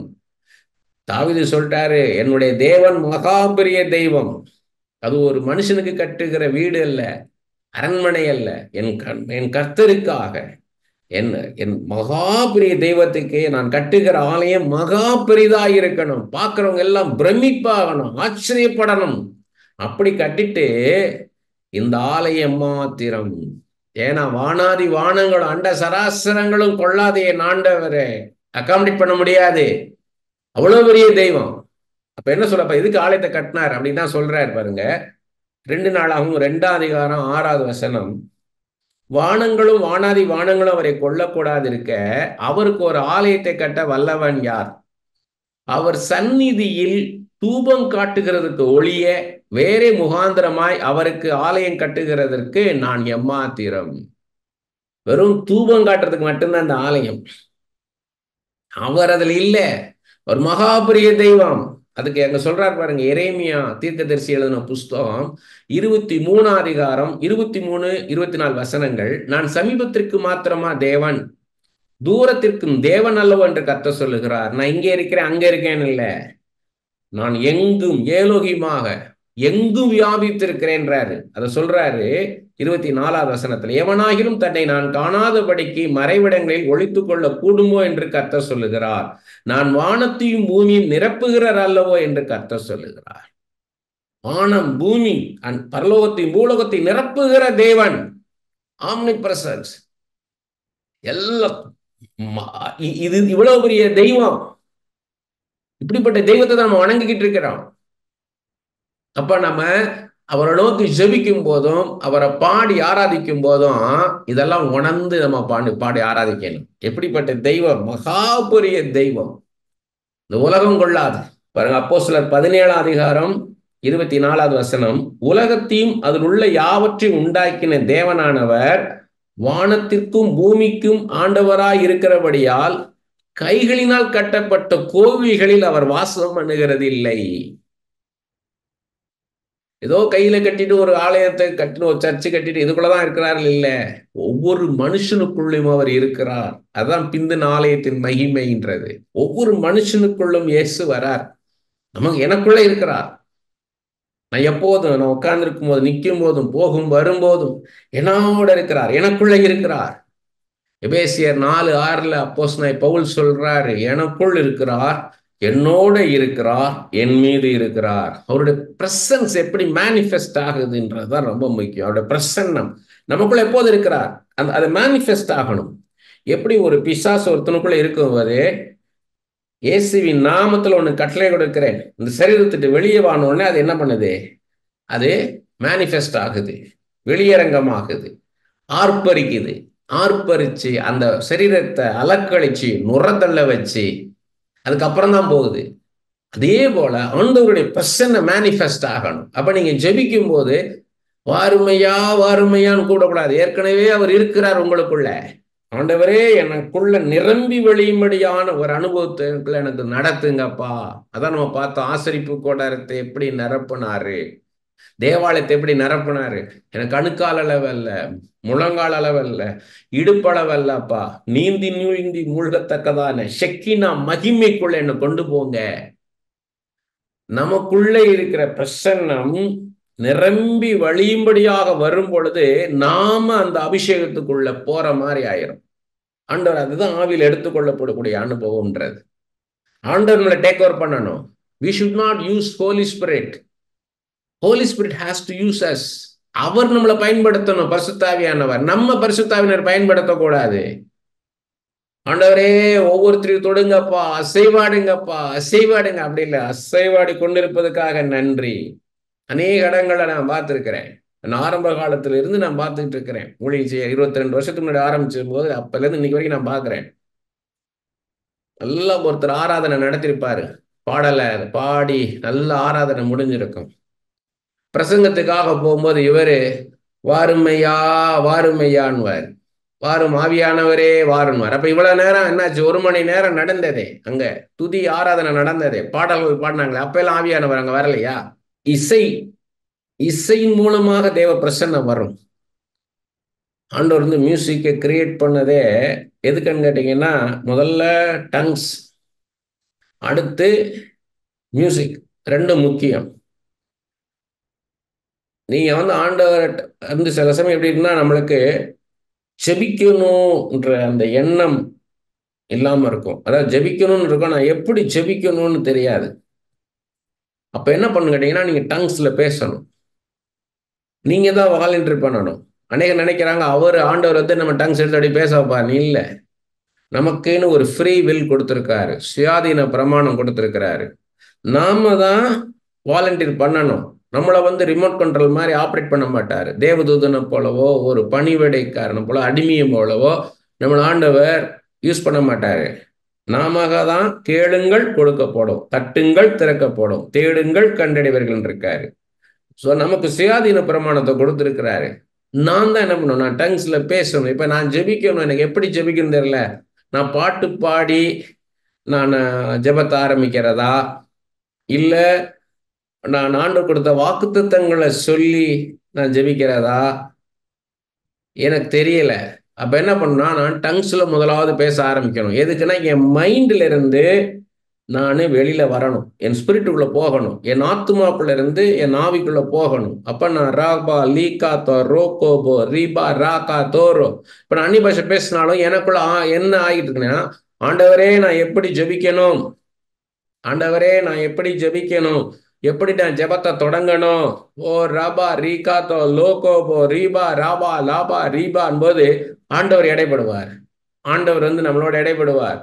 இப்போ வந்து நீ சோர்ந்து இருக்கிற, நீ சோர்ந்து இருக்கிற, ஆனால் சோர்ந்து இருக்கிறதுனால அதுக்கான பாட்டை நம்மளுக்கு பாடணுன்றதை உணர்த்துவாரு. அப்ப அது என்ன பாட்டு, திரும்ப நம்ம டங்ஸ்ல பேசணும். ஓல்லா பாகாதாருன்னு, அப்ப இந்த பாட்டை பாடு அப்படின்னுவாரு. அந்த பாட்டை பாடும் பொழுது நம்ம அந்த சோர்வுல இருந்து வெளியில வர முடியும்ன்றது அவருக்கு தெரியும். அவர் தான் கைட் பண்ணுவாரு. சோர்ந்து போகாதே மனமே, சோர்ந்து போகாதே, போராட சோர்ந்து போகாதே, சோர்ந்து போகாதே மனமே, சோர்ந்து போகாதே. கண்டுனை அழைத்த தேவன் கைவிடுவாரோ? கண்டுனை அழைத்த தேவன் கைவிடுவாரோ? சோர்ந்து போகாதே மனமே, சோர்ந்து போகாதே. ஒரு நாள் நம்மளை பைபாஸ் பண்ண மாட்டார், நம்மளை ஓவர் பவர் பண்ண மாட்டார், நம்மளை அப்படியே அமைக்கி அப்படியே ஆண்டார் வரமாட்டார். நம்மளோட கூட நம்ம ஆவி தொஞ்சு போய் கிடக்கு. பரிசுத்த ஆவியானவர் I know your situation, I understand your situation. நீ சோர்ந்து போயிருக்கிற, இந்த காரியத்தினால நீ சோர்ந்து போயிருக்கிற, எனக்கு தெரியும் அப்படின்றத முதல்ல நம்மளுக்கு சொல்லுவார், ஐடென்டிஃபை பண்ணுவார். எனக்கு தெரியாத காரியம் இல்லை, உனக்கு ஏன் சோர்வு இருக்குன்னா இந்த காரியத்தினால உனக்கு சோர்வு வந்திருக்கு. உன் சரீரத்தில் இருக்க வியாதியினால, உன் பிள்ளையினுடைய காரியத்தினால, இந்த காரியத்தினால அப்படின்னு உங்களுக்கு சொல்லுவாரு. அடுத்து, வாக்களித்த தேவனை நீ பாடிக்கொண்டாடு. வாக்களித்த தேவனை நீ பாடிக்கொண்டாடு. ஊக்கமான ஆவி உன்னை தாங்க மன்றாடு. ஊக்கமான ஆவி உன்னை தாங்க மன்றாடு. அப்ப சொல்லிடுவாரு, அப்ப என்னை உற்சாகப்படுத்தும் ஆவியானவரே, வாக்களித்த தேவனே, அப்ப என்னெல்லாம் வாக்குத்தத்தங்கள் கொடுத்தாரோ அதெல்லாம் சொல்லி சொல்லி, ஆண்டவரே நீர் இப்படி சொல்லி இருக்கிறீர், ஆண்டவரே எனக்கு நீ இப்படி வாக்கு கொடுத்திருக்கிறீர், ஆண்டவரே எனக்கு நீர் இப்படி வாக்கு கொடுத்திருக்கிறீர், அதற்காக நன்றி, நீர் அப்படி செய்ய போவதற்காக நன்றி, எனக்கு இப்படியாக வாக்கு கொடுத்திருக்கிறீர் அப்பா, நன்றி ஐயா, நன்றி ஐயா, நன்றி. ஒருவேளை வீட்டார் அவ்வளவே தள்ளி வச்சிருக்கலாம், உதாசீனப்படுத்தி வச்சிருக்கலாம். அப்ப என்ன பண்ணுவாரு, அந்த வசனத்தை கொடுப்பாரு, வாக்குத்தத்தத்தை, வீடு கட்டுவர்கள் ஆகாது என்று தள்ளின கல்லே மூளைக்கு தலைக்கல்லாயிற்று அப்படின்னு உடனே ஓ ராபா பாபா அப்படிடக்கூடாது. ஆண்டவர் அந்த வசனத்தை கொடுத்தார், அதுக்கான வியாக்கியானத்தை கொடுக்கும் வர ஆவியில நிக்கணும். Waiting in the spirit is important. நம்ம பிரசன்ட் ஆகணும், ரொம்ப முக்கியம். நம்ம பிரசன்ட் ஆகணும். அவர் அப்பதான் ஓபன் பண்ணியிருக்கிறாரு, அது அந்த வசனத்தை காமிச்சிருக்காரு, அதுக்குள்ள இருந்து வெளிச்சம் வரணும், அது வரைக்கும் காத்திருக்கணும். வீடு கட்டுறல், உன் வீட்டார் தான் உன் சத்துருன்னு சொல்லி இருக்கிறேனே. ரட்சிக்கப்பட்டவர்களுக்கும் ரட்சிக்கப்படாதவர்களுக்கும் பிரிவினை உண்டாக்குவேன்னு சொல்லியிருக்கிறேனே, ஏன் கலங்குற அப்படி சொல்லி நம்மளை தேற்றுவாரு. அடுத்து சொல்லுவாரு, அவங்க தள்ளிட்டாங்க, ஆனால் நீ மூளைக்கு தள்ளனா என் ராஜ்யத்தை கட்டுவதில்ல, உன்னை தலைக்கல்லா வைத்திருப்பேன், உன் மேல என் சபையை கட்டுவேன், என் ஊழியத்தை உன் மேல கட்டுவேன்னுவார். அது வரைக்கும் காத்திருக்கணும். திரும்பவும் டங்ஸ்ல பேசணும், திரும்பவும் ஓர்ராபா காபா ரீகா தரோ, ஏன்னா அடுத்தடுத்து ஆண்டவர் பேசணும். அது ஒரு செயின் மாதிரி அப்படியே அடுத்தடுத்து கனெக்ட் பண்ணிட்டே வருவாரு. அதுலதான் வளர்ச்சி இருக்குது. அதுதான் தேவ பிரசன்னம்.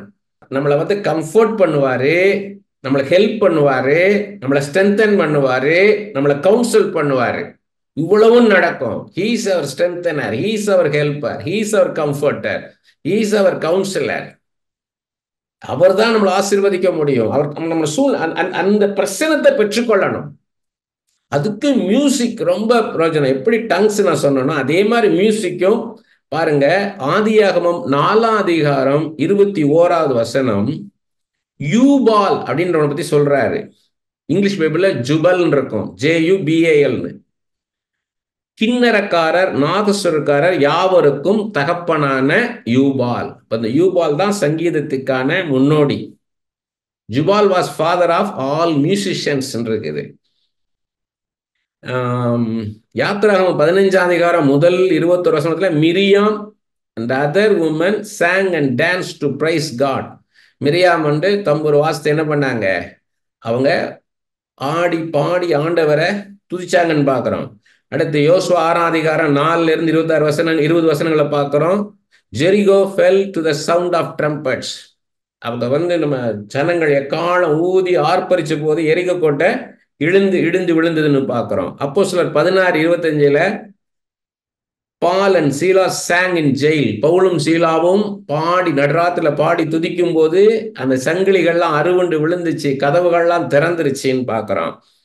மத்தேயு 26:30 Jesus and the disciples sang a hymn. ஆண்டவராய் இயேசு கிறிஸ்து சீஷர்களும் பாடினாங்கன்னு பார்க்குறோம். மத்தேயு 26:30. சங்கீதம் 92:2 தியானத்தோடு வாசிக்கும் சுரமண்டலம். With meditation we have to play the music. அப்படின்னா என்ன அர்த்தம்? ஆண்டவரை குறிச்ச யோசனைகள் இருக்கணும். நம்ம ஜெபிக்கும் போதும் பாடும் பொழுதும் ஆண்டவரை குறிச்சு இயேசு கிறிஸ்துவ குறித்த நினைவு நம்மளுக்குள்ள இருந்துகிட்டே இருக்கணும். ஒரு பர்சன் அவனை மறந்துகிட்டு அப்படியே ஏதோ ஒரு பாட்டை பாடிட்டு கூடாது. இயேசு ஞாபகத்துல இருந்துகிட்டே இருக்கணும். இயேசுவை நினைச்சுதான் முழுக்க அவரை சென்டர் பண்ணித்தான் நம்ம பாடுறது, ஜெபம் பண்றது எல்லாமே இருக்கணும். 1 நாளாகமம் 25ஆம் அதிகாரம் முதல் 7 வசனங்கள்ல பார்க்கிறோம். பாத்தீங்கன்னா மியூசிக் இன்ஸ்ட்ருமெண்ட்னால ப்ராஃபஸி சொல்றவங்கன்னு பார்க்கிறோம். நான் அதை சுருக்கமா சொல்லிட்டு போறேன். நான் ஏன்னா தேவ பிரசன்னத்தை பத்தி நம்ம கரெக்டா தெரிஞ்சுக்கிடணும். அவங்க வந்து அந்த மியூசிக் வாசிக்கும் போது அவங்களுக்கு வந்து ப்ராஃபஸி வரும். அப்படி போல அந்த மியூசிக் வந்து நமக்குள்ள ஆண்டோட பிரசன்னத்தை கொண்டு வர ஆண்டவர் நம்மளோட பேச ஆரம்பிப்பார். 1 சாமுவேல் 16ஆம் அதிகாரம் 14லிருந்து 23 வசனங்கள்ல பார்க்கிறோம். சவுல் மேல ஒரு பொல்லாதாவி வந்துருது.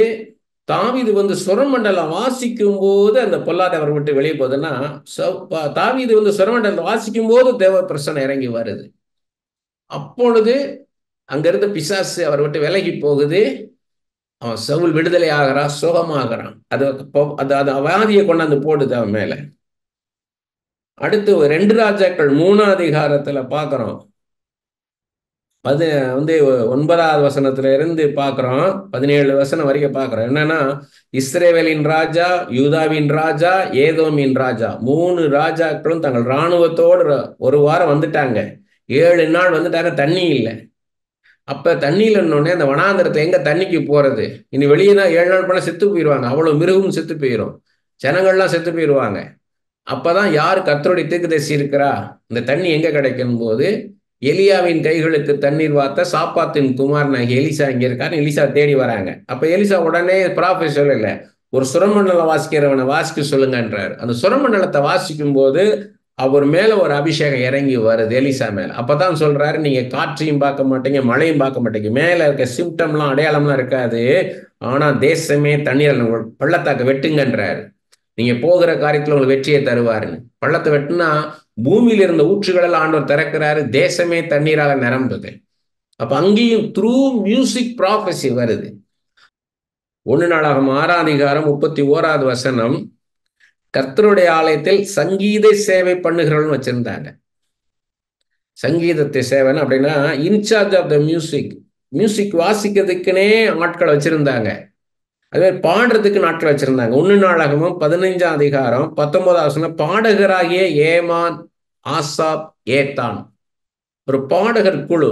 தாவீது பார்த்தீங்கன்னா 4000 பேரை பாடுறதுக்குன்னே வச்சிருந்தார், ஆண்டவரை பாடி துதிக்கிறதுக்குன்னே. இவங்கெல்லாம் சாதாரண நாட்கள் கிடையாது. இந்த ஏமான், ஆசாப், ஏத்தான்லாம் யாருன்னு கேட்டீங்கன்னா 2 நாளாகமம் 35ஆம் அதிகாரம் 15வது வசனத்துல பார்த்தீங்கன்னா, தாவீது, ஆசாப், ஏமான், ஞான திருஷ்டிக்காரனாகி எதுத்தூன், இவங்கெல்லாம் ஞான திருஷ்டிக்காரங்க. அப்படின்னா கண்ணு திறந்த நிலைமையிலே தரிசனத்தை பார்ப்பாங்க. இவங்க கண்ணு திறக்கப்பட்டதுலே தரிசனத்தை அப்படியே வானத்துல நடக்கிற மாதிரி கண்ணு முன்னால தரிசனத்தை பார்த்து சொல்றவங்க. 2 நாளாகமம் 29ஆம் அதிகாரம் 30வது வசனம், தாவீதும் ஆசாபும் ஞான திருஷ்டிக்காரன் பாடின, தாவீது, ஆசாப் இவங்கெல்லாம் ஞான திருஷ்டிக்காரர்கள். இவங்க பாடின வார்த்தைகளினால் கர்த்தரை துதியுங்கள்ன்றாங்க. இவங்க எழுதின பாட்டெல்லாம் கர்த்தர் கொடுத்த பாடல்கள். இதை கொடுத்து பாட வைக்கிறாங்க. ஞான திருஷ்டி அப்படின்னா the zeal was someone who received messages from God for the nation in visions or dreams. இவங்களுக்கு அப்படியே தரிசனமா வரும், தூங்குனாங்கன்னா சொப்பனமா வரும், அப்படியே அந்த காட்சியை இவங்க பாடலா பாடுவாங்க.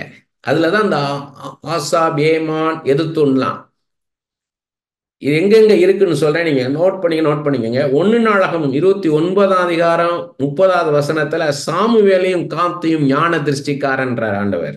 2 சாமுவேல் 24:11 காத்த ஞான திருஷ்டிக்காரன்றாரு. 2 நாளாகமம் 29:30 ஆசாப ஞான திருஷ்டிக்காரன்றாரு. 2 நாளாகமம் 35ஆம் அதிகாரம் 15வது வசனத்துல எதுத்தூன ஞான திருஷ்டிக்காரன்னு பார்க்கிறோம். 2 நாளாகமம் 9:29 இத்தோன்றவன ஞான திருஷ்டிக்காரன்றாரு. 1 நாளாகமம் 25:4 ஏமான் ஞான திருஷ்டிக்காரன். 2 நாளாகமம் 16ஆம் அதிகாரம் 7, 10 2 வசனம் அனானின்ற ஞான திருஷ்டிக்காரன்னு பார்க்கிறோம். 2 நாளாகமம் 19:2 யெகூன்ற ஞான திருஷ்டிக்காரன். ஆதியாகமம் 44:5 யோசேப்பை ஞான திருஷ்டிக்காரன் பார்க்கிறோம். ஏன்னா அவருடைய பான பாத்திரத்தை பெஞ்சமினுடைய இதுல வச்சு அவங்க அனுப்பிச்சிட்டாங்க. ஆனா அந்த சேவர்கள் பிடிச்சு சொல்லும் போது எங்களுடைய யோசேப்பு எங்களுடைய பிரதம மந்திரி ஒரு ஞான திருஷ்டிக்காரன், இந்த கப்பு எங்க இருக்குன்னு அவருக்கு தெரியும், உங்களுக்கு தெரியாதான்றாரு. அப்ப எங்க இருக்குதுன்றத ஞான திருஷ்டிக்காரனுக்கு ஆண்டவர் காட்சியாக வெளிப்படுத்துவார். 1 நாளாகமம் 23:5 இருக்குது, 4000 பேர் துதி செய்யறவங்களா தாவீது வச்சிருந்தாருங்க. அப்புறம் தாவீது பண்ணுவித்த கீத வாக்கியங்கள் இருந்தது.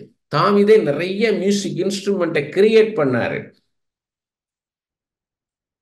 2 நாளாகமம் 29-26 பார்க்கிறோம். ஆமோஸ் 6:5 பார்க்கிறோம். தாவீது பண்ணுவித்த கீத வாக்கியங்கள்னு நிறைய இன்ஸ்ட்ருமெண்ட்டை டேவிட் உருவாக்குனாரு. 1 சாமுவேல் 19ஆம் அதிகாரம் 18-24 வசனத்துல சவுல் என்ன பண்றாரு, தாவீதை பிடிச்சிட்டு வர்றதுக்காக சாமுவேல் கூட உட்கார்ந்துக்கிட்டாரு. தாவீதை பிடிச்சு கொண்டு வர்றதுக்கு சேவர்கள் அனுப்புறாரு. 3 தடவை அனுப்புறாரு. 3 தடவை சேவர்கள் போய் என்ன பண்றாங்க, அவங்க மேல அபிஷேகம் இறங்கிறது அவங்க தீர்க்க தரிசனம் சொல்றாங்க. கடைசியா சவுல் போறாரு. சவுல் மேலேயும் தீர்க்க தரிசனம் வந்துருச்சு, அவரும் தீர்க்க தரிசனம் சொல்றாரு. இது எப்படின்னா கண்ணு முன்னால் நடக்கிற காட்சிகளை சொல்றது, அது பெர்மனன்ட் நைட்டிங் கிடையாது. அது அந்த இடத்துக்கு போனாலே தேவ பிரசனை இறங்குது, தீர்க்க தரிசனம். அது மாதிரி நமக்குள்ள ஆண்டோட பிரசனை இறங்கி வந்ததுன்னா நமக்குள்ள தீர்க்க தரிசனம் வரணும், ஆண்டவர் பேசணும். அதுக்கு நம்ம என்ன பண்ணணும், நம்ம ட்ரெயின் பண்ணணும், நம்ம ஸ்பிரிட் ட்ரெயின் பண்ணணும். ஆண்டவரே என்னோட பேசுங்க. சில சமயம் பார்த்தீங்கன்னா பிரேயர்ல போய் உட்கார்ந்தா எப்படி என்ன பண்ணனே தெரியாது. டங்ஸ்ல பேசி பார்ப்பேன், பாடலை பாடி பார்ப்பேன். அவர் ஏற்கனவே கொடுத்த தரிசனங்கள் அதெல்லாம் சொப்பனங்கள் எல்லாம் சொல்லி, ஆண்டவரே இதெல்லாம் சொன்னீங்களே அப்பான்வேன். அப்பொழுது எனக்கு ஒரு நிறைவு இருக்காது, ஆண்டவருடைய ஒரு பிரசன்ஸ் கிடைக்காது. வெறுமன ஸ்தோத்திரம் ஸ்தோத்திரம் ஸ்தோத்திரம் ஸ்தோத்திரம் ஸ்தோத்திரம் இசையா ஸ்தோத்திரம் இசையா ஸ்தோத்திரம் மணிக்கணக்கா சொல்லிட்டு உட்கார்ந்துருப்பேன். ஆண்டவர் இடப்பட மாட்டார். அடுத்த நாள் உட்காந்து இயேசுவே ஸ்தோத்திரம் ஸ்தோத்திரம் ஸ்தோத்திரம் ஸ்தோத்திரம் இசையா ஸ்தோத்திரம் ஸ்தோத்திரம் ஸ்தோத்திரம் இசையா ஸ்தோத்திரம் ஸ்தோத்திரம். சில சமயம் வெளி இடங்களுக்கு போயிருப்போம், எங்கேயாவது ஒரு இடத்துல வெயிட் பண்ண வேண்டி வரும். எனக்குள்ள ஸ்தோத்திரம் சொல்லிக்கிட்டே இருப்பேன், ஸ்தோத்திரம் ஸ்தோத்திரம் ஸ்தோத்திரம் இசையா ஸ்தோத்திரம். அப்ப ஜெபிக்க வராது, இந்த காரியத்துக்காக அந்த காரியத்துக்காக ஜெபிக்க வராது. எதுக்குன்னா அந்த பிரசனத்துக்குள்ள இருக்கிறதுக்காக பழக்கிறார். அப்போ நான் ஆண்டவரோட எதிர்பார்த்துக்கிட்டே இருப்பேன், ஏதாவது பேச மாட்டாரா, ஏதாவது அந்த இது இருக்கணும். நிறைய பேர் டங்ஸ்ல பேசிக்கிட்டே இருப்பாங்க, ஆனா ஒரு எதிர்பார்ப்பு இருக்காது. ஆண்டவர் நம்மளோட இடைபடணும், ஆண்டவர் வசனத்தை வச்சு பேசணும், இல்ல பைபிள்ல இருந்து ஒரு நிகழ்ச்சியை மூலமா நம்மள்ட்ட பேசணும், அந்த எதிர்பார்ப்பு நம்மள்ட்ட இருக்கணும். With expectation we should speak in tongues. Without expectation we should not speak in tongues. ஒரு எதிர்பார்ப்போட கர்த்தர் பேசுவார், வசனத்தை கொண்டு பேசுவார், வேதத்திலிருந்து ஒரு நிகழ்ச்சியை கொண்டு என்னோட பேசுவார், என் வாழ்க்கையில கடந்த காலத்துல செய்த நன்மைகளை எனக்கு காமிப்பாரு, என்னோட பேசுவாரு அப்படின்ற அந்த எதிர்பார்ப்போட தான் நம்ம டங்ஸ் பேசணும். ஞான திருஷ்டிக்காரனும் தீர்க்கதரிசியும் ஒண்ணுதான்னு ஒரு இடத்துல பாக்குறோம். 1 சாமுவேல் 9ஆம் அதிகாரம் 9வது வசனத்துல முற்காலத்தில் ஞான திருஷ்டிக்காரன் இந்நாளில் தீர்க்கதரிசின்னு. ஒரு ஞான திருஷ்டிக்காரன் எப்படி இருப்பான்னா, அவன் தீர்க்க தரிசனமும் சொல்லுவான், ஞான திருஷ்டியாலையும் தரிசனத்தையும் சொல்லுவான். ஆண்டவர் என்ன சொல்லுகிறான்னு சொல்லணும், ஆண்டவர் காட்சியா காமிக்கிறதையும் சொல்லணும். அதைத்தான் நம்ம பார்க்கணும். 2 சாமுவேல் 23:1 பார்க்கிறோம். சங்கீதங்களை இன்பமாய் பாடின தாவீதுன்னு பார்க்கிறோம். தாவீது சொல்றாரு, சங்கீதங்களை இன்பமாய் பாட வைத்தீரே, ஸ்வீட் ஸ்பாமிஸ்ன்றாங்க இங்கிலீஷ்ல. அப்படி ஆண்டவர் பாடல்களை தருவாரு, ராகங்களை தருவாரு, தாவீதுக்கு கொடுத்தது போல நமக்கு தருவாரு. அந்த அதை வாங்கணும் நம்ம. we have to receive from him, we have to ask with a thirst. தாகமா இருக்கணும் நமக்கு. சங்கீதம் 18:3 பார்க்கிறோம், he is worthy of praise, துதிக்கு பாத்திரராகிய கர்த்தரை நோக்கி கூப்பிடுவேன். யாரையும் நம்ம துதிக்க முடியாது, எந்த மனுஷனும் துதிக்க முடியாது, ஆண்டவர் மாத்திரம்தான் துதிக்கு பாத்திரர். சங்கீதம் 22:3 பார்க்கிறோம், இஸ்ரவேலின் துதிகளுக்குள் வாசமாய் இருக்கிற தேவரீரே பரிசுத்தர். துதிகளுக்குள் வாசமாய் இருக்கிறேன்டாரு. துதிக்கணும், நம்ம ஆண்டவரை பிரைஸ் பண்ணணும். பிரைஸ் பண்ண who is he, அவர் யார், அதை சொல்றதுதான் துதி. we praise you, we praise என்ன அர்த்தம், we honor you. அவருக்குள்ள ஸ்தானத்தை கொடுக்கணும். நீ சர்வ வலிமை உள்ள தேவன், நீ சர்வத்தை சிருஷ்டித்தவர், வானத்தையும் பூமியும் சமுத்திரத்தின் உள்ளகளை உண்டாக்கின தேவன், யெகோவா ரொஃபேக்கா, பரிகாரியான கர்த்தர். எந்த நோயும், எப்பேற்பட்ட வியாதி, அது 18 வருஷமானாலும் 12 வருஷமானாலும் 38 வருஷமானாலும் சுகப்படுத்துகிற தெய்வம். பைபிள் இருக்கிற அந்த வசனங்களை சொல்லி, மரித்த லாசரு உயிரோடு எழுப்பின தேவன், மரித்த நாயினர் விதவின் மகனை உயிரோடு எழுப்பின தேவன், மரித்த எவருவின் மகளை உயிரோடு எழுப்பின தேவன். அப்படி சொல்லும் போது என்ன ஆகும், நம்ம ஸ்பிரிட் மேல எழும்பி வரும். சோர்வுல இருந்து நம்ம வெளியே வர்றதுக்கு we have to confess our faith. விசுவாசத்தை அறிக்கை செய்யணும் நம்ம ஜெபத்துல. அந்த விசுவாசத்தை வாயினா நம்ம காதை கேட்கணும். அப்ப நமக்குள்ள நம்ம எழும்பி வருவோம். அப்ப அவர் தான் துதிக்கணும், வேற யாரையும் பிரைஸ் பண்ணக்கூடாது, நமக்கு நாமே பிரைஸ் எடுத்துக்கொள்ளக்கூடாது.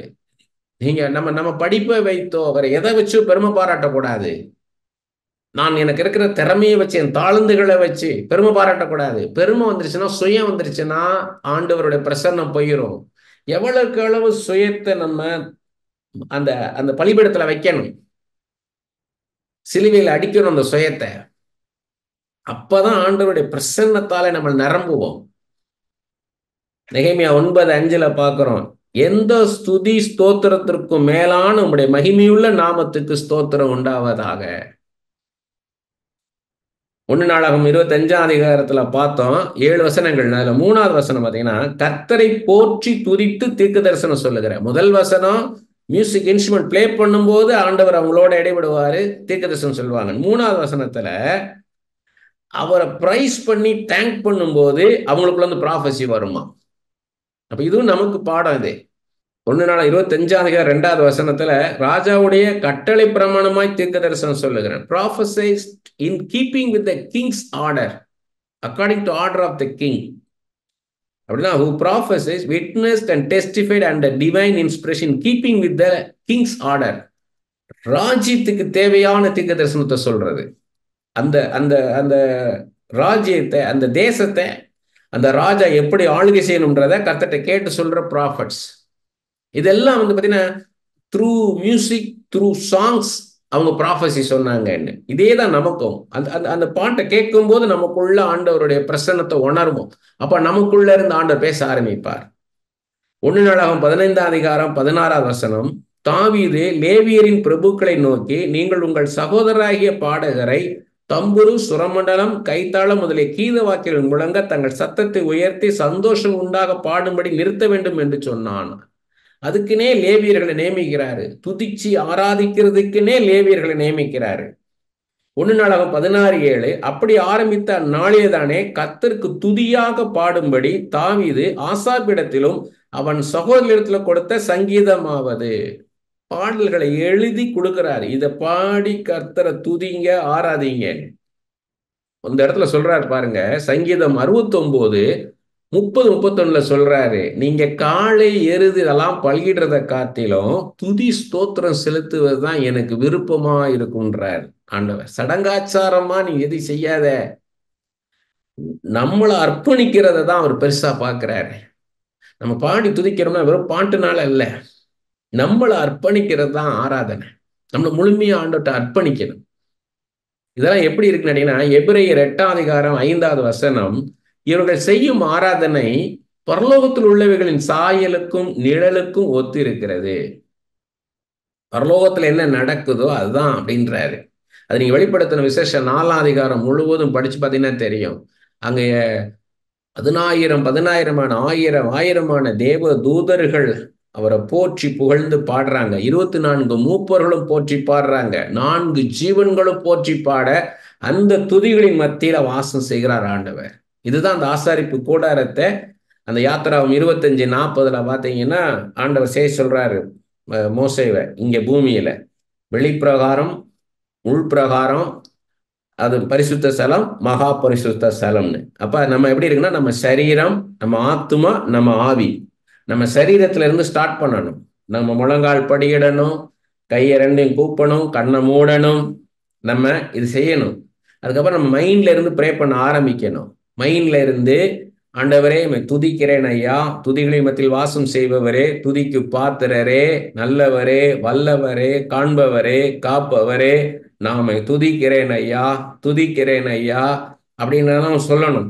அதுக்கப்புறம் டங்ஸ்ல பேசும்போது தான் நம்ம மகா பரிசுத்த ஸ்தலத்துல போவோம். அங்கதான் ஆண்டவர் நம்மளோட இடைபட ஆரம்பிப்பார். அந்த டங்ஸ்ல பேசி என்ன பண்ணணும்? ஓரா காத்தா ரீபா காபன் பாடல்களை பாடி நம்ம உள்ள என்ட்ராகலாம். பாடும் பொழுதே என்ன ஆகணும்னா, அப்ப நம்ம பாடும்போதே என் பாத்திரம் நிரம்பி நிரம்பி வழிகின்றது, வழிந்து ஓடுகின்றது. ஓரகபாரி கதாலா நாமா கதோரோ லிபி கபரகதோரோபோ லிமிரா பரகதரலோ. ஈஸியா உள்ள நுழைய அப்படியே பிராக்டிஸ் பண்ணணும். அப்படியே தினமும் பிராக்டிஸ் பண்ணணும். நல்லா பேசி பேசி ஆண்டவருடைய பிரசன்னத்தை உணரணும். ஆண்டவருடைய பிரசன்னம் வந்துருச்சுன்னா அது எப்படி இருக்குன்னு கேட்டீங்கன்னா, நான் நிறைய வசனங்கள் இருக்குது, இருந்தாலும் அந்த பிரசன்னத்தை சொல்லிட்டு நான் போறேன். நானு ஒரு தெய்வீக சமாதானம் இருக்கு. கொலோசியர் 3 அதிகாரம் 15 இருக்குது, தேவ சமாதானம் உங்கள் இருதயத்தை ஆளுகை செய்வதாக. ஆண்டவருடைய பிரசன்னம் நம்மளுக்கு வந்துருச்சுன்னா நமக்கு பீஸ்ஃபுல்லா இருக்கும். இன்னொன்று, ஆண்டவருடைய அன்பை நினைக்க தோணும். ஆண்டவருடைய அன்பு, அந்த மகா பெரிதான அன்பை நம்ம நினைக்க தோணும். அதுக்கப்புறம் அப்படின்னா ஆண்டவர் நமக்குள்ள ஒரு ஒரு ஸ்திரம் உண்டாகும். நம்மளுக்கு எவ்வளவோ கஷ்டம் இருக்கும், ஆனாலும் நமக்குள்ள ஒரு ஸ்திரம் உண்டாகும். என் தெய்வம் எனக்கு இருக்கிறார், அவர் எனக்காக வழக்காடுவார், அவர் எனக்காக யுத்தம் செய்வார், எனக்கு அவர் நீதி செய்வார் என்ற அந்த கன்ஃபர்மேஷன் நமக்குள்ள உண்டாகும். அந்த அஷூரன்ஸ் உண்டாகும். இன்னொன்னு, அவர் பேசுறது எப்படின்னா ஒரு ஒரு ஒரு ஒரு கம்பீரமா இருக்கும். ஒரு ராஜா பேசுனா எப்படி இருக்கும், ஒரு ராஜாதி ராஜன், ஒரு தெய்வம் பேசுறான்னு எப்படி இருக்கும், அப்படி போல ஒரு கன்ஃபர்மேஷன் உண்டாகும். அப்ப என்ன ஆகும்னா, எல்லா பயம் கலக்கம் எல்லாமே நம்மளை விட்டு போயிடும்.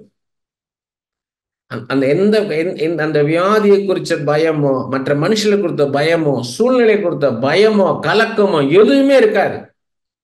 அப்ப புரிஞ்சுக்கிடலாம், ஆண்டவர் நமக்குள்ள அவருடைய பிரசன்னத்தை நல்லா நல்லா வியாபிச்சுட்டாருன்னு அர்த்தம், ரிலீஸ் ஆயிடுன்னு அர்த்தம். ஒரு இளைப்பாறுதல் இருக்கும். மத்தேயு 11:28 சொல்றாரு இல்லையா, வருத்தப்பட்டு பாரம் சூழ்நிலை எல்லாரும் என்னிடத்தில் வாருங்கள், நான் உங்களுக்கு இளைப்பாறுதல் தருவேன்றாரு. யாத்ரா 33:14 சொல்றாரு, என் சமூகம் உனக்கு முன்பாக செல்லும், நான் உனக்கு இளைப்பாறுதல் தருவேன். நல்ல ஒரு இளைப்பாறுதல் உண்டாயிரும். அந்த டென்ஷன்லாம் போயிடும், அந்த ஆன்சைட்டிலாம் போயிடும். அந்த வேலை கிடைக்குமா, இந்த காரியம் நடக்குமானா எஸ் எஸ் எஸ், ஆம் என்றும் ஆமேன் என்று இருக்கும். எஸ் அண்ட் ஏமேன் இருக்கும். என் கர்த்தர் இருக்கிறார், என் இயேசு இருக்கிறார், அவர் எனக்கு எல்லாத்தையும் செஞ்சு தருவார். அந்த அந்த நிச்சயம் நமக்குள்ள உண்டாயிடும், அந்த அஷூரன்ஸ். ஏன்னா அந்த மெடிடேஷன் பண்றது கொஞ்சம் கஷ்டமா இருக்கும் ஆரம்பத்துல. அதுக்கு தான் பிராக்டிஸ் பண்ணணுன்றது. ஏன்னா நம்ம மைண்டு பேசும், அடுத்து நம்மளுடைய கான்சென்ஸ் பேசும், அடுத்து நம்மளுடைய இன்ட்யூஷன் பேசும். அதுக்கப்புறம் தான் பரிசுத்த ஆவியா நம்ம அந்த இன்ட்யூஷனை எடுத்து நம்மளோட பேசுவார். அதுதான் மெடிடேஷன்றது. அதுக்கு இட் வில் டேக் டைம். அதுக்கு நம்ம பிராக்டிஸ் பண்ணணும், நம்ம தொடர்ந்து பிராக்டிஸ் பண்ணணும். நம்ம நிறைய டிஸ்டர்பன்ஸ் வரும், கவனச்சிதறல் வரும். நம்ம ஜெபிக்க உட்காரும் போதே பிசிக்கல் டிஸ்டர்பன்ஸ் இருக்கும். ஐயோ இப்போ அவங்க வந்துட்டாங்கன்னா, அவங்க வரேன்னு சொன்னாங்களே, இந்த நேரம் வந்தாங்கன்னா நம்ம கேட்டில் விடுவாங்களான்னு தெரியல, கேட்டை க்ளோஸ் பண்ணியிருப்பாங்க, இப்படி உள்ளே வருவாங்க அப்படின்னு ஒரு மைண்டில் ஒரு டிஸ்டர்பன்ஸ் வரும். ஐயோ நம்ம அந்த அவங்களுக்கு ஃபோன் பண்ணுறோன்னு சொன்னோம், அந்த ஃபோன் பண்ண மறந்துட்டோமே அப்படின்னு வரும். ஐயோ அந்த ஃபோன் பண்ணணுமே, நம்ம அவங்களுக்கு எப்படி நம்ம ஐயோ இப்போ ஜெபம் பண்ணிட்டோம்னா நம்ம நைட் ஆயிடுச்சுன்னு எப்படி இது பண்ணுறது, அவங்களுக்கு கம்யூனிகேட் பண்ணுறது இனிமேல். அதுக்கு அடுத்து என்ன ஆகும்னு கேட்டிங்கன்னா, இதெல்லாம் மைண்டில் டிஸ்டர்பன்ஸு, ஃபிசிக்கல் டிஸ்டர்பன்ஸு, அடுத்த மைண்டில் டிஸ்டர்பன்ஸ் ஆகும். அடுத்து எப்படின்னு கேட்டிங்கன்னா, உங்கள் ஸ்பிரிட்டில் நேரம் அப்பா இருந்தார் நல்லா இருந்திருக்குமே, இன்னைக்கு எப்படி இருக்கனாவது கேட்பாரு, இன்னைக்கு யாருமே நீ எப்படி இருக்கன்னு கூட கேட்க ஆள் இல்லையே அப்படின்ற மாதிரி ஒரு சோர்வு உண்டாகும். இதெல்லாம் இதெல்லாம் ஓவர் கம் பண்றதுக்கு தான் இந்த துதி, இந்த பாடல், இந்த ஆராதனை. ஏன்னா ஆண்டவர் சொல்றாரு இல்லையா, ஒரு இடத்துல சொல்றாரு, இவங்க இவங்க பண்றது எல்லாமே வெறும் உதட்டுனால என்னை கனம் பண்ணுகிறாங்க, அவங்க இருதயமோ தூரமா இருக்குதுன்னு. ஏசாயாலாம் இருக்குது, மத்தையிலையும் அதை ஆண்டவர் சொல்றாரு, அதை எடுத்து சொல்றாரு. அப்படி இருக்கக்கூடாது. நம்மளை இருதயத்திலிருந்து ஆண்டவர் ஆராதிக்கணும். வெறும் வாயினால் ஆராதிக்க கூடாது. துதிக்கிறேன் ஐயா, நீர் தான் எல்லாம், நீர் தான் எல்லாம். அப்பா நான் தாழ்த்துகிறேன், என்னை தாழ்த்துகிறேன், நான் மண் என்பதை நினைவுகிறேன், நான் வெறும் மண் அப்பா, நீர் தான் பரம கொய்யவன், வெறும் மண் அப்பா, உம்முடைய கரத்துல நான் தருகிறேன் அப்பான்னு சொல்லிட்டு வெளியில வந்துட்டு மேட்டிமையா நடக்கக்கூடாது. அப்படி நடந்தோம்னா அப்ப நம்ம பிரேயர்ல என்ன பண்ணோம்? ஒருத்தர் மேட்டிமையா நடக்கிறாருனாலே அவர் ப்ரே பண்ணலன்னு அர்த்தம். ஒரு ஆண்டவரை பிரைஸ் பண்ணல, ஆண்டவரை அறியாது இருக்கிறாருன்னு அர்த்தம். அவங்கவுங்க பேர் தன்னை பத்தியே பேசிக்கிட்டே இருந்தாங்கன்னா என்ன அர்த்தம்? இவங்களுக்குள்ள சுயம் இன்னும் போகலை அப்படின்னு என்ன அர்த்தம்? இவங்க பர்சனல் ப்ரேயர்ல இவங்க நல்லா ஆண்டவரை துதிக்கல, ஆராதிக்கல. ஆண்டவரை நல்லா துதிச்சு ஆராதிச்சிங்கன்னா தாழ்மை வந்துடும்.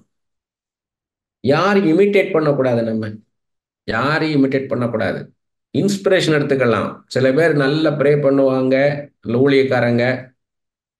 அதை நம்ம இன்ஸ்பிரேஷனாக எடுத்துக்கணும் இல்லையே, அவங்க எப்படி அந்த ஆவி ஏங்குதுன்றதை நம்ம இன்ஸ்பிரேஷன் எடுத்துக்கணும் இல்லையே, அவங்கள மாதிரியே நம்ம பண்ணக்கூடாது, இமிட்டேட் பண்ணக்கூடாது. அது என்ன ஆகும்னா நம்ம பிரசன்ஸுக்குள்ள போக முடியாது. ஆண்டோட பிரசன்ஸுக்குள்ள இமிட்டேட் பண்ணிட்டு உள்ள போக முடியாது. மாம்சீகமாக உணர்ச்சி வசப்படக்கூடாது. நம்ம ஆவியில தான் துக்கம் சந்தோஷம்லாம் வரணும். அது ஆண்டவர் தர்றது. இப்ப பாத்தீங்கன்னா எலிசபெத்தும் மரியாளும் ஒருத்தர் சந்திக்கும் போது 2 பேருடைய ஆவியில ஒரு களி கூறுதல் உண்டாச்சு. அவங்க ஆவியில தான் களி கூர்ந்தாங்களே, மாம்சத்துல களி கூறல. அப்ப ஆவியில தான் ஒரு களி கூறணும். அதுதான் இருக்கணும். நம்ம செல்ஃப் சிம்பத்தி இருக்கக்கூடாது, செல்ஃப் ரைட்டியஸ்னஸ் இருக்கக்கூடாது, செல்ஃப் க்ளோரி இருக்கக்கூடாது, செல்ஃப் எஸ்டீம் இருக்கக்கூடாது. நாமே உயர்த்திக்கிட்டு நினைக்கக்கூடாது. அப்படி இருந்தோம்னா ஆண்டோட பிரசன்னம் கிடைக்காது. நம்ம ஒரு டிஸ்கஷனா இருக்கும். ஆண்டவர் நம்மளோட பேசுறது ஒரு டிஸ்கஷன் மாதிரி இருக்கும். வெறுமன மோனோலாக இருக்காது. நம்மளை யோசிக்க வைப்பாரு, நம்மள்கிட்ட கேட்பாரு, நீ என்ன நினைக்கிற ஆண்டவரே? இந்த வீட்டை நான் மாத்திட்டு போலான்னு நினைக்கிறேன் ஆண்டவரே வேற வீட்டுக்குன்னா, ஏன் போலன்னு நினைக்கிற? இங்க என்ன ஒன்று காரியங்கள் நம்மளை யோசிக்க வைப்பாரு. இங்க என்ன இருக்கு, உன்னோட சரௌண்டிங் எப்படி இருக்குது, உன் நெய்பர் சைடு வருவாங்களா, உன் ஹவுஸ் ஓனர் உன்ட்டு ப்ராப்ளமா இருக்கா, என்னன்றதை கேட்பாரு. நம்மளை யோசிக்க வைப்பார், நம்மளை சிந்திக்க வைப்பார், நம்மளை கற்பனை செய்து பார்க்க வைப்பாரு. நீ எப்படி இருக்குன்னு நினைக்கிற, அங்க போனா நல்லா இருக்கலாம் நினைக்கிறியா, இது எப்படி டீல் பண்ணலாம்னு நினைக்கிற அப்படின்னு நம்மகிட்ட கேட்பாரு. நம்மளை பேசிட்டு அப்புறம் தான் ஒரு சொல்யூஷன் சொல்லுவாரு. நம்மளுடைய பார்ட்டிசிபேஷன் இருக்கும் முழுக்க முழுக்க. ரேமாவாக மாறணும். இந்த வார்த்தை வேதத்தின் வார்த்தை எழுதப்பட்ட வார்த்தை ரேமாக மாறணும். பேசுகின்ற வார்த்தையா மாறணும். ஆண்டவர் எடுத்து அதை பேசணும். 1 Corinthians 2:13 பவுல் சொல்றாரு இல்லையா, பரிசுத்த ஆவி போதிக்கிறவா, ஆண்டவர் எடுத்து பேசணும்.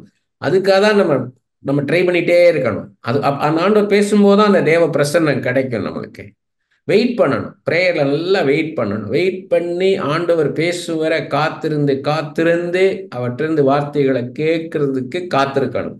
நாம அதை பேசிட்டு இருக்க கூடாது. ஸோ இந்த ரேமா அப்படின்னா என்னன்னு கேட்டீங்கன்னா, அதோடைய எக்ஸ்பிளனேஷன் லோகோஸ் ஸ்ட்ராங் கன்கார்டன்ஸில் நீங்கள் 3056ன்னு போட்டிங்கன்னா, ஸ்ட்ராங் கன்கார்டன்ஸ் அப்படின்னு போட்டு 3050 அந்த நம்பர் போட்டிங்கன்னா இந்த எக்ஸ்பிளனேஷன் வரும். ரேமா அப்படின்னா RHEMA. ரேமா அப்படின்னா the single promise or promises the Holy Spirit may bring to our mind from the word of God. இதுல இருந்து ஒரு வசனத்தையோ பல வசனங்களையோ எடுத்து பரிசுத்த ஆவியானவர் நம்மோடு பேசுகிற அனுபவம் தான் ரேமான்றது. அந்த ரேமா நம்மளுக்கு வேணும். இன்னும் பார்த்தீங்கன்னா சில வசனங்களை பார்க்கலாம்.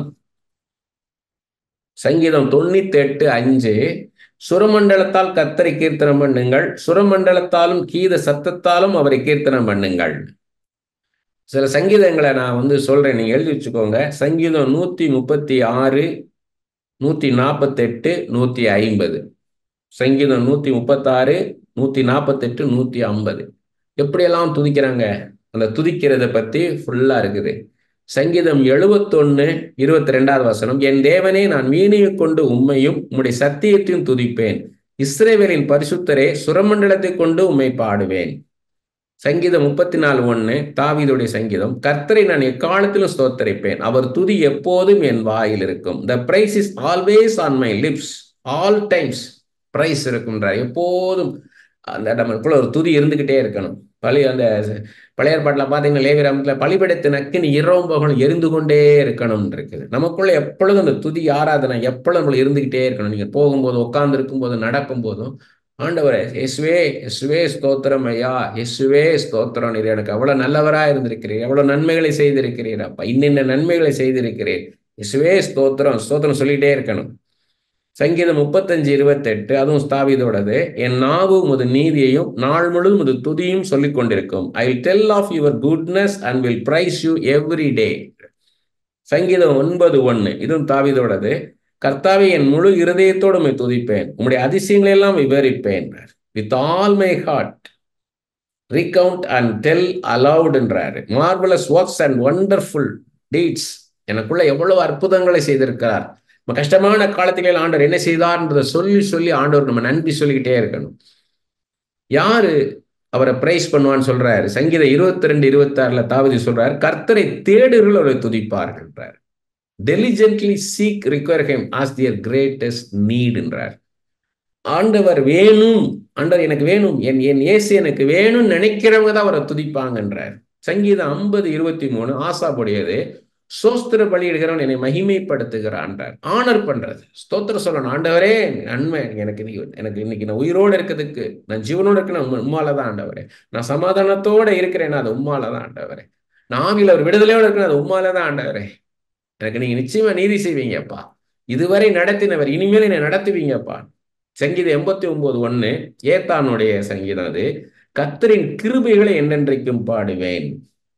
I'll sing of the mercy and loving kindness of the Lord forever என்றார். ஆண்டவருடைய நன்மைகள், அவருடைய கிருபை, எப்படியெல்லாம் கிருபையா நமக்கு என்னெல்லாம் செஞ்சார், அவர் அன்பா நமக்கு என்னெல்லாம் செஞ்சார், இரக்கத்தால் என்னெல்லாம் செஞ்சாரு, அதெல்லாம் சொல்லி சொல்லி அவர் என்ன பண்ணணும், துதிச்சு ஆராதிக்கும் போது தேவ பிரசன்னம் நம்மளை நிரப்பும். சங்கீதம் 96:1 கர்த்தருக்கு புதுப்பாட்டை பாடுங்கள். சங்கீதம் 98:1 இருக்குது, சங்கீதம் 149:1 இருக்குது. கர்த்தருக்கு புதுப்பாட்டை பாடுங்கள். பாடின பாட்டையே பாடிக்கிட்டு இருக்கக்கூடாது. அப்ப நம்ம என்ன ஆனா மிஷின் மாதிரி ஆயிடுவோம். மிஷின் மாதிரி ஆயிடக்கூடாது. புதுசு புதுசா வேற வேற பாடல்களை பாடணும். ஒரு குறிப்பிட்ட ஊழியக்காரரோட பாட்டா பாடிக்கிட்டு இருக்கேன்னு ஒரு ஃபீலிங் இருக்கா, வேற ஒரு ஊழியக்காரர் மூலமா பாடின பாட்டை பாடணும். அது இல்லையா, வேற ஊழியக்காரங்க அதுக்குன்ட்டு மேம்போக்கான பாட்டை பாடிடக்கூடாது. மேம்போக்கான பாட்டை பாடுனீங்கன்னா உங்களுக்கு தெரியணும், அந்த பாட்டை கேட்கும் போதே இயேசுவின் அன்பை நினைக்கிறீங்களா, அதை நீங்க யோசித்து பார்க்கணும். அந்த பாட்டை கேட்கும் போது இயேசுவின் அன்பை நினைச்சு பார்க்குறீங்களா, இயேசுக்கு உங்களுக்குள்ள ஒரு கனெக்ஷன் உண்டாகுதா, அப்படிப்பட்ட பாடலை மட்டும்தான் எடுத்து பாடணும். சும்மா எல்லா பாட்டையும் மேலோட்டமான பாட்டெல்லாம் எடுத்து பாடிட்டு இருக்க கூடாது. அது உள்ளுக்குள்ள போகவே முடியாது, தேவ பிரசன்னத்துக்குள்ளே போக முடியாது. ஏன்னா மாம்சத்துல வர பாட்டு அது. சங்கீதம் 118 1வது வசனம் 29வது வசனம் 2 ஒண்ணுதான். கர்த்தரை துதியுங்கள், அவர் நல்லவர், அவர் கிருபை என்றும் உள்ளது. சங்கீதம் 119 62 164 எஸ்ரா எழுதின சங்கீதம், உமது நீதியான நியாய தீர்ப்பு நிமித்தம் உம்மை துதிக்கும்படி பாதி ராத்திரியில் எழுந்திருப்பேன். பாருங்க, பாதி ராத்திரியில் எழுந்திருச்சு லாஸ் ஆர் ரைட், எனக்கு கொடுத்த எல்லா நீதி நியாயமெல்லாம் எவ்வளவு உண்மையா இருந்திருக்குதுன்னு மிடில் ஆஃப் த நைட்ல எந்திரிச்சு நான் துதிப்பேன்றாரு. 164வது வசனத்துல, உமது நீதி நியாயங்கள் மித்தம் ஒரு நாளில் 7 தரம் துதிக்கிறேன். நம்ம தாவீதை பார்க்கிறோம், தானியேலை பார்க்கிறோம், 3 வேளையும் தாவீது சொல்றாரு, அந்தி சந்தி மத்தியான வேளையில நான் தியானிப்பேன், நான் ஜெபிப்பேன்றாரு. தானியேல் 3 வேளையும் ஜெபிக்கிறவராக இருந்தாருன்னு. அது மாதிரி நம்ம என்ன பண்ணணும்னு கேட்டீங்கன்னா, அந்த அந்த ஆண்டவருடைய பிரசன்னத்துக்காக ஏங்கணும். வெறுமன, அதாவது அவர் தனியா இருக்கார், நம்ம தனியா இருக்கன்ற அது போய் நம்ம அவரோடு கூட இணையணும். அதுதான் நம்மளுக்கு ஃபோக்கஸ்ல இருக்கணும். அதுதான் நம்மளுக்கு எய்மா இருக்கணும். தாகமா இருக்கிறவன் என்னிடத்தில் வர கடவன்னாரு. அப்ப ஆண்டவரை குறிச்ச தாகம் உண்டாகணும். ஆண்டவருடைய பிரசன்னத்துல, ஆண்டவரே எனக்குள்ள கொண்டது பிரசன்னத்தை நிரம்பி வழிய செய்யுங்கப்பா, அனல் மூட்டுங்க, என்னை அனல் மூட்டுங்கப்பா, என் நாவிய அனல் மூட்டுங்க, நான் சோர்ந்து போயிருக்கிறேன், என்னை பலப்படுத்துங்க அப்பா. நான் எனக்கு எவ்வளவோ நன்மை செஞ்சிருக்கிறீங்க. சில சமயம் என்ன பண்ணணும்னா, என்ன பண்ணணும்னா நன்றி சொல்லி தொடங்கணும். சில சமயம் அவர் எப்படிப்பட்டவர்ன்றத சொல்லி அவரை நீங்க அப்படி சொல்லி துதிச்சு நீங்க உங்க ஜெபத்தை ஆரம்பிக்கணும். சில சமயத்தை என்ன பண்ணணும்னு கேட்டீங்கன்னா, இந்த மொனாட்டனஸை பிரேக் பண்ணணும். உங்களுக்கே தெரியும், என்னடா அது ஒரே மாதிரி நம்ம ஜெபிக்கிறோம் அப்படின்னு தோணும். அப்ப மொனாட்டனஸ் எப்படின்னா, நன்றி சொல்லி அப்படி நீங்க அப்படி சொல்லி நீங்க என்ன பண்ணா, உங்க ஆவியில அப்ப என்ன ஆகும்னா ஆண்டவருடைய பிரச்சனத்தை உணர ஆரம்பிப்பீங்க. எண்ணி எண்ணி பார், எண்ணி பார், எபினேசர் செய்த நன்மைகளை. எண்ணி எண்ணி பார், எண்ணி பார், எபினேசர் செய்த நன்மைகளை. நன்றி நன்றி நன்றி, கோடி கோடி நன்றி, பலிகள் செலுத்திடுவோம். நன்றி நன்றி நன்றி, கோடி கோடி நன்றி, பலிகள் செலுத்திடுவோம். எண்ணி எண்ணி பார், எண்ணி பார். அப்படி இடைவிட நன்றி உமக்குத்தானே, இணையில்லா தேவன் உமக்குத்தானே.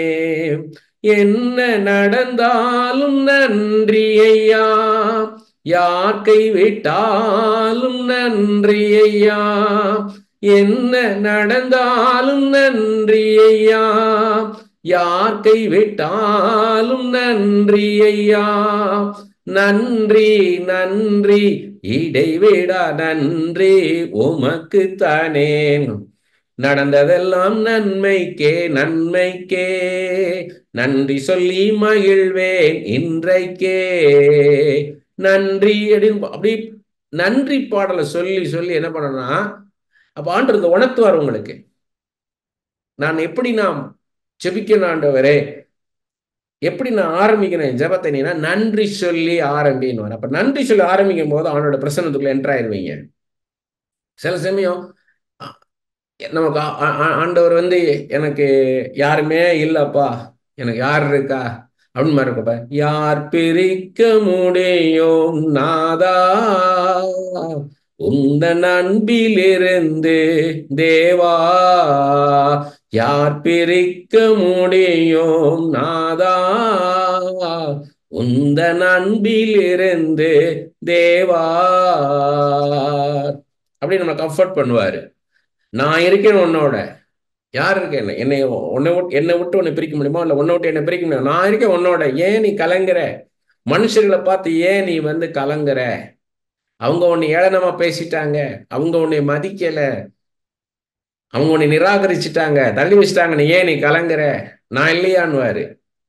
அது மாதிரி சில சொன்னார்னா நமக்குள்ள ஒரு ஒரு இன்செக்யூர்டா ஃபீல் பண்ணும்போது, காக்கும் கரங்கள் உண்டனக்கு காத்திடுவார் கிருபையாலே, அல்லேலூயா பாடி பாடி அலைகளை நான் தாண்டிடுவேன், நம்புவேன் இயேசுவை, நம்புவேன் இயேசுவை, நம்புவேன் இயேசுவை, நம்புவேன் இயேசுவை. நம்மளை பலப்படுத்துவாரு. நீ பலனாயிரு, உறுதியாயிரு, விசுவாசத்துல இரு. அதே மாதிரி ஒரு பெரிய இழப்பாயிருச்சு, பெரிய இழப்பு, தாய் தகப்பனை இழந்து நான் தவிச்ச போது பார்த்தீங்கன்னா, காப்பார் உன்னை காப்பார், காத்தவர் காப்பார், இன்னும் இனி மேலும் காத்திடுவார், கலங்காதே மனமே, காத்திடுவார். கண்டுனை அழைத்தவர் கைவிடுவேனோ, இதுவரை வழி நடத்துறவனை கைவிடுவோனோ, நான் செய்த நன்மைகளை யோசிச்சுப்பார். அந்த பாட்டு மூலமா கர்த்தர் நமக்கு ஊழியம் செய்வார். அதுதான் இங்க சீக்ரெட். நாம பாட்டு பாடக்கூடாது. அவர் சொல்றாருன்னா, அந்த பாட்டை பாடும்போது Jesus will do ministry for you. உங்களுக்குள்ள பிரதான ஆசாரியர், மகா பிரதான ஆசாரியர் உங்களுக்குள்ள ஊழியம் செய்வார், உங்களை தூக்கி நிறுத்துவார். அதுதான் ஆராதனை, அதுதான் துதி ஆராதனை. அவர் இல்லாம ஒரு துதி ஆராதனை கிடையாது. அவர் நம்மளுக்கு ஊழியம் செய்வார். அதுக்குத்தான் காத்துருங்க, காத்துருங்க, பெற்றுக்கொள்ளுங்கன்னு. அப்ப நமக்கு பர்சனல் அந்த ஒர்ஷிப் தான் பப்ளிக் ஒர்ஷிப்பா வரும். எந்த மனுஷனையும் நீங்க பார்த்துட்டு உட்கார்ந்துருக்க மாட்டீங்க. உங்களுக்கு நீங்க உங்க மூலமா நன்மை பெற்றவங்க கூட உங்களை மறந்து போயிருப்பாங்க. அப்ப அது உங்களுக்கு ரொம்ப சோர்வு உண்டாகும். அப்ப சொல்லுவாரு, நான் உன்னை மறக்க மாட்டேன், நீ என்னால் மறக்கப்படுவதில்லை. இஸ்ரவேலே, நீ என்னால் மறக்கப்படுவதில்லை, உன்னை உள்ளங்கையில வரைஞ்சு வச்சிருக்கிறேன், உன் மதில்கள் என் முன்னால இருக்குது. அதெல்லாம் நான் தெரியாதுன்னு நினைக்காது. எனக்கு மறைவானது ஒன்று உண்டோ, எனக்கு மறைவானது ஒன்று உண்டோன்னு கேட்பாரு. எங்க பரலோகத்துக்கு போனாலும் அங்கேயே இருப்பேன், நீ பாதாளத்தில் போய் கட்டில் போட்டாலும் அங்கேயே இருப்பேன். அவங்க மறந்து போலாம், நான் உன்னை மறக்கலைன்னுவாரு. அவங்க செய்யாததை நான் உனக்கு செய்வேன். கஷ்டமா இருக்கும். நம்மளால நன்மை பெற்றிருப்பாங்க, ஆனா மறந்துட்டு போயிடுவாங்க. பெரிய நன்மை பெற்றிருப்பாங்க, பெரிய அற்புதம் செய்வார் கர்த்தர் நம்ம மூலமா, ஆனா அவங்க மறந்துட்டு போயிடுவாங்க. அது வரைக்கும் சொல்லுவாங்க, நான் இருக்கிறேன் பிரதர், உங்களுக்கு ஊழியத்தை நான் தாங்குவேன் பிரதர். காண போயிட்டாங்க, பறந்துருவாங்க. அப்ப ஆண்டவர் தேற்றுவாரு, 10 தொழுநோயாளர் சுகப்படுத்தினேன், ஒருத்தன் தானே நன்றி சொன்னா, 9 பேர் எங்க போனாங்க? அந்த 9 பேரை நம்பி அந்த ஒருத்தனை நம்பியா இருந்தேன் நானுன்னுவாரு. என்னை நம்பிதான் நீ வந்திருக்கிற, நான் தான் உன்னை அழைச்சேன். நான் உன்னை கைவிடுவானா, நான் உன்னை ஏமாத்துவானான்னு கேட்பார். ஆற்றி தேற்றுவாருங்க. அது அந்த தெய்வ பிரசன்ன ஆண்டவர் நம்மளோட உறவாடுகிற அந்த அனுபவம் வேணும். நிறைய பேருக்கு கவுன்சிலிங் மினிஸ்ட்ரியில பாத்தீங்கன்னா, பாட்டு தான் அவங்களுக்கு முதல் ஆறுதல் படுத்தும். நெறிந்த நாணலை முறியாமலும் மங்கி எரிகிற திரியை அணையாமலும் நியாயத்தை உண்மையாய் வெளிப்படுத்துகிறவர். அந்த நறுங்குண்ட ஆவிக்கும் நொறுங்குண்ட இருதயத்துக்கு அந்த சமயத்துக்கேற்ற அந்த இருதயத்துக்கேற்ற வார்த்தை கல்விமானி நாவை கொடுத்து நம்மளை பேச வைப்பார். ஆமா, அந்த அந்த அந்த பாட்டை பாடும்போதே நமக்கு தொல்லை கஷ்டங்கள் சூழ்ந்தேடும், துன்பம் துக்கம் வரும், இன்பத்தில் துன்பம் நேர்ந்தேடும், ஏரோளாய் தோன்றும் எங்கும், சோதனை வருவேளையில் சொற்கேட்கும் செவியிலே, பாரத்திலிருந்து ஜெயா வரும், பரனுன்னை காக்க வல்லோர். பாடும்போது உன் தொல்லை கஷ்டங்கள் உன்னை சூழ்ந்துடும், துன்பம் துக்கம் வரும், இன்பம் கூட துன்பமாய் மாறும். இதெல்லாம் ஆண்டவர் அறியாத காரியம் அல்லன்றத அவங்களுக்குள்ள பேசுவார். நம்ம பாட்டு பாடிட்டு இருப்போம், ஆனா நம்ம யாருக்காக ஜெபிக்கிறோமோ அவங்க உள்ளத்துல ஆண்டவர் ஊழியம் செய்வார். அவங்கள்ட்ட பாரு, உன் கஷ்டம் எல்லாம் தெரியும், காக்கும் வல்ல தெய்வம் அப்படின்னு உடனே அவங்களுக்கு காக்கிற தெய்வம், என்னை காக்கிற தெய்வம் எனக்கு இருக்கிறார், அந்த உறுதி அவர் அவங்களுக்குள்ள கொடுப்பாரு. ஒரு மணி நேரம் பண்ற பிரசங்கத்தின் மூலமாக செய்யற அந்த இம்பாக்ட 2 வரி நீங்க பாடும்போது அந்த இம்பாக்டை உண்டாக்கிடுவார். அவங்கள தூக்கி நிறுத்துருவார். அதான் அந்த மரண பள்ளத்தாக்கில் நடந்தால் நான் பொல்லாப்புக்கு பயப்படேன், தேவரே நீர் என்னோட கூட இருக்கிறீர், முது கோலும் உடைய தடியும் என்னை தேற்றுன்றதான். அப்படி நம்ம பாடும்பொழுது என்ன ஆகும்னா, அந்த பாட்டு மூலமா அவங்கள உன் சிச்சுவேஷன் எனக்கு தெரியும், உன் கஷ்டம் எனக்கு தெரியும், இதுல இருந்து உன்னை மீட்டு எடுப்பேன் நான் அவனை அப்படின்றது அவங்களுக்குள்ள பேசுவார். அதே நேரத்துல அவங்க வாழ்க்கை முழுவதும் நம்மள்ட்ட பேசிடுவார். அதான் ஒரு விசுவாசியா இருந்து ஜெபிக்கிறத விட்டு அடுத்த லெவலுக்கு போகணும். தீர்க்க தரிசனம் சொல்லுகிற ஒரு தீர்க்கதரிசிக்கான ஜெபிக்கிற அந்த அனுபவத்துல நீங்க போகணும். விசுவாசியா இருந்து கிடந்த ஆண்டவரே உங்க மன்றாடிக்கிட்டே இருக்கக்கூடாது. ஆண்டவரே நீர் என்ன சொல்லுகிறீர், அங்கிருந்து கேட்டு ஜனங்களுக்கு கொடுக்கிற லெவலுக்கும் போயிடணும். ஆண்டவர் சொல்லுகிறார், thus saith the Lord, கர்த்தர் சொல்லுகிறார் அப்படி சொல்ல ஆரம்பிக்கணும். ஆண்டவர் சொல்றார் அப்படி சொல்ல ஆரம்பிக்கணும். அந்த லெவலுக்கு போகணும். அதுதான் அந்த ஆண்டோட பிரசன்னத்துக்குள்ள போகும்போது ஆண்டவர் பேசுறதை கேட்கணும். அந்த சில சமயத்துக்கு என்ன கேட்டீங்கன்னா, ஒரு குறிப்பிட்ட பாடலையே பாடிட்டு இருந்தீங்கன்னா உங்களுக்கு மைண்ட் என்ன ஆகும், அரெஸ்ட் ஆகும். ஒரு மொனாட்னஸுக்குள்ள மாட்டுவீங்க. அப்ப என்ன ஆகும்னா வேற வேற பாடல்களை பாடணும். அது உங்க கையில தான் இருக்குது. ஆண்டவர் சொல்லுவார் அதை, நீ இதை வந்து தம் கேருபை பேரிதல்லோ எம் ஜீவனிலோ மாதே இம்மட்டும் காத்ததுவே இன்னும் தேவை கேருபை தாருமே. இந்த பாட்டை பாடும்போதே நம்மளுக்கு ஒரு பிரச்சனை இறங்கும். ஆண்டோட அந்த பிரச்சனை நம்மளுக்குள்ள அப்படியே அதை உணர ஆரம்பிப்போம்.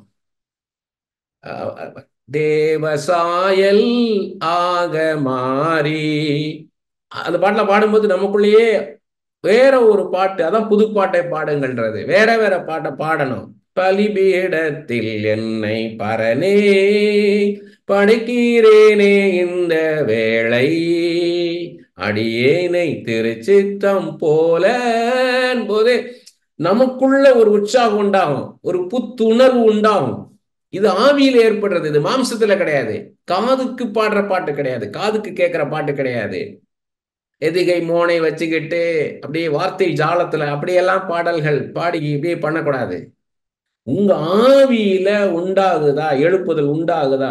எனக்கொத்தாசை வரும் பர்வதம் நேரா என் கண்களை ஏறெடுப்பேன்.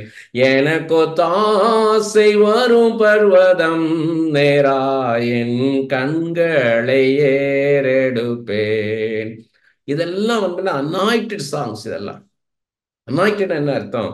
நீங்க ஃபாரின்ல எல்லாம் பாத்தீங்கன்னா அனாயிட்டிங் என்ன சொல்றது, பிரசன்ஸ் ஆஃப் காட்னுவாங்க. பிரசன்ஸ் ஆஃப் காட், ஆண்டவருடைய அந்த பிரசன்னத்தை உணரணும். அப்படிப்பட்ட பாடலா வைத்து நீங்க என்ன பண்ணணும்னா, இப்போ பாத்தீங்கன்னா நான் வந்து இந்த ஒரு நோட்டு, இந்த நோட்டு இதுக்குன்னு தனியா ஒரு நோட்டு வச்சு ஆண்டாண்டு காலமா அது எத்தனை வருஷமா எழுதியிருக்கேன்னு தெரியாது. என்னென்ன பாடல்கள் எனக்கு இதெல்லாம் நான் வந்து எழுதி வச்சிருக்கிறேன். நான் ஒரு சர்டன் சாங்ஸ் மட்டும் தான் இன்னைக்கு உங்களுக்கு வந்து சொன்னேன். நான் இது மாதிரி நீங்க பாடல்களை தனியா குறிப்பிட்டு நீங்க அந்த பாட்டு புக்கில் நீங்க நோட் பண்ணி வச்சுக்கணும். நோட் பண்ணி வச்சு அந்த பாடல்களை பாடி பாடி பாடி நல்லா பிராக்டிஸ் பண்ணணும். ஏன்னா திடீர் என்னன்னா நீங்க உங்க பர்சனலா நீங்க ஒர்ஷிப் பண்றது ரொம்ப ரொம்ப முக்கியம். ஆண்டவருடைய பிரசன்ஸுக்குள்ள இருக்கிறது ரொம்ப முக்கியம். அப்பதான் நீங்க வெளியில போகும்போது வரும்போது அந்த பிரசன்னத்தை நீங்க கேரி பண்ணிட்டு போகணும். We are the carrier, the power of the presence of God. நம்ம ஆண்டோட பிரசன்னத்தை கொண்டு போகணும். நம்ம அங்க நிற்கும் போது அவங்க அந்த பிரசன்னத்தை உணரணும், கம்ஃபர்ட்டா ஃபீல் பண்ணணும். He is here. Since he is here, we know the way. We have the solution for all our problems. We'll have that answer. We'll get the answer from him. அப்படின்ற உணர்வு அவங்களுக்கு உண்டாகும். வந்துட்டார்ல அப்படின்னு வரணும். அப்படி போல இருக்கும். ஆண்டவர் நம்ம நமக்குள்ள எவ்வளவாக இருக்கிறார்ன்றத அவங்க உணர்வாங்க, சுத்தி இருக்கிறவங்க உணர்வாங்க, அவங்க ஆவியில உணர்வாங்க. இப்ப அந்த ஆண்டவருடைய பிரசன்னத்துக்காக அதிகமாக பிரயாசப்படுங்க. நீங்க பேசும்போதும் சரி, ஜெபிக்கும் போதும் சரி, நீங்க வந்து பாடல் பாடும் போதும் சரி, எது செய்தாலும் ஆண்டோட பிரசன்னம் வேணும். நான் தான் கேட்பேன். நான் இப்ப போறேன் ஒரு இடத்துல பிரசங்கம் பண்ண, ஆண்டவரே ஆரம்பம் முதல் முடிவு வரும் பிரசன்னம் வேணும் ஐயான்னு. வெறும் பிரசங்கம் பண்ணும் போது இல்லை, நாங்க போய் இறங்கினதுல இருந்து திரும்பி நான் ஏறி வர தேவ பிரசன்னம் வேணும் அந்த இடத்துல. ஆண்டவர் வந்தார், ஆண்டவர் வந்து பேசினார், ஆண்டவரே பேசினார் என்ற ஆண்டவர் எனக்காகத்தான் ஆண்டவர்களை கொண்டு வந்தார்னு சொல்லணும். அது காதை கேட்க வைப்பார். அதுக்கு பிரயாசப்படணும். ஆவியில சில சமயம் வறட்சியா இருக்கும், ட்ரைனஸ் இன் த ஸ்பிரிட், ஒரு வறண்டு இருக்கும். எந்த ரீசனும் இல்லாம நமக்குள்ள ஒரு சோர்வு இருக்கும், ஒரு மாதிரி இருக்கும், ஒரு ஒரு விரக்தியான ஒரு சூழ்நிலையா இருக்கும் நமக்கு ஆவியில. என்ன வாழ்க்கை என்னத்தன்ற மாதிரி இருக்கும், ஒரு ஃப்ரஸ்ட்ரேஷன், ஒரு விரக்தியா இருக்கும். அப்ப என்ன பண்ணணும்னு கேட்டீங்கன்னா, நீங்க வெறுமன ஸ்தோத்திரம் சொல்லி வெறும் பாட்டா பாடிட்டு இருக்கணும். என்ன பாட்டுனாலும் சரி. அது ஆனா ஆண்டவர் என்ன இடைபெடாம இருக்கிற நேரம் அது. விரக்தியா இருக்கிற நேரம், வெறுமையா இருக்கிற நேரம். அப்ப என்ன பண்ணா நீங்க வெறும் பாட்டு எடுத்து பாடிக்கிட்டே இருக்கணும். நன்றி என்று சொல்லுகிறோம் நாதா, நாவாலே துதிக்கிறோம் நாதா, நன்றி இயேசு ராஜா, நன்றி இயேசு ராஜா. அப்படி கடந்த நாட்கள் காத்தீரே, நன்றி ராஜா. நீ இல்லாத நாளெல்லாம் நாளாகுமா, நீ இல்லாத வாழ்வெல்லாம் வாழ்வாகுமா. பாடுவேன் பரவசமாகுவேன் பரந்தோடும் இன்னலே எஸ் என்னும் நாமம். அப்படின்னு என்ன பண்ணணும், நீ தொடர்ந்து நீங்க பாடலை பாடிக்கிட்டே இருக்கணும். தொடர்ந்து பாடலை பாடும்போது ஆண்டவருக்கு தெரியும் நீங்க தவிக்கிறீங்க, உங்க ஆவியில வறண்டு போய் இருக்கிறீங்க, விரக்தியோடு இருக்கிறீங்க அப்படின்னு தெரியும். என்னன்னே தெரியாது, வாழ்க்கை என்னடா இப்படி இருக்குது, என்னைக்கு தான் ஒரு பிரேக் த்ரூ உண்டாகும் அப்படின்ற போது இந்த மாதிரி பாடல்களா பாடும்போது ஆண்டவரை அவருடைய பிரசன்னத்தால் உங்களை நிரப்புவார். நிரப்பி உங்களோட பேச ஆரம்பிப்பார். ஏதோ ஒரு பாட்டுல வரும், பாட்டுல வராது, ரெண்டாவது பாட்டுல வராது, மூணாவது. ஏன்னா உங்களை அப்படியே உள்ள சஸ்டெயின் பண்ண வைப்பார், ஸ்டெடி ஆக்குவார், விசுவாசத்தை பலப்படுத்துவார், விசுவாசத்தை பலப்படுத்தி பேசுவார். இதுக்கு எல்லாம் பாடுபடி நீ பாடுற பாட்டெல்லாம் அப்படி பாட பாட என்னான்னு கேட்டீங்கன்னா ஆண்டவர் யார் என்ற நினைப்பு உங்களுக்குள்ள வந்துடும். இப்படிப்பட்ட தெய்வம் என்னை கைவிடுவாரா? நிச்சயமா கைவிட மாட்டார். நீ பாடுவீங்க, நம் இயேசு நல்லவர், ஒரு போதும் கைவிடார், ஒரு நாளும் விலகிடார் போது, ஆமா என்னை விட்டு ஒரு நாள் இவ்வளவு நன்மை செய்து இவ்வளவு தூரம் நடத்தி வந்தாரே என் கடந்த காலம் எல்லாம் விட்டுருவாரா? நிச்சயமா விட மாட்டாரு. மோசேட்ட பேசின மாதிரி யோசுவாட்ட பேசினாரே, அதே தேவன் தானே என் தெய்வம். எலியாவின் தேவன் தானே என் தேவன். எலியா என்னை போல ஒரு சாதாரண மனுஷன் தான், பாடுள்ள மனுஷன் தானே. இப்படிப்பட்ட உணர்வுகளை எண்ணங்களை நமக்குள்ள உண்டாக்கிடுவார். உண்டாக்கி அவரோட பிரசன்னத்தை தருவார், நமக்குள்ள தேற்றி நிப்பாட்டிடுவார். கர்த்தருடைய நான் மேம்படுத்த சொல்றேன். யார் எங்க வீட்டுக்கு ப்ரே பண்ண வந்தாலும் சரி, இல்லை என்னை எந்த இடத்துக்கு ஜெபிக்க கூட்டு போனாலும், ஆண்டவரே நான் என்ன சொல்லணும், அவங்க வர்றாங்க, அவங்க என்ன சொல்லணும் கேட்கவே மாட்டேன், கேட்க வச்சதில்லை. அதே மாதிரி எங்க போனாலும் அவங்களுக்கு என்ன ஆண்டவரை சொல்லணும்னு நான் கேட்டதில்லை. அந்த செகண்ட் என்கிட்ட பேசுவார்.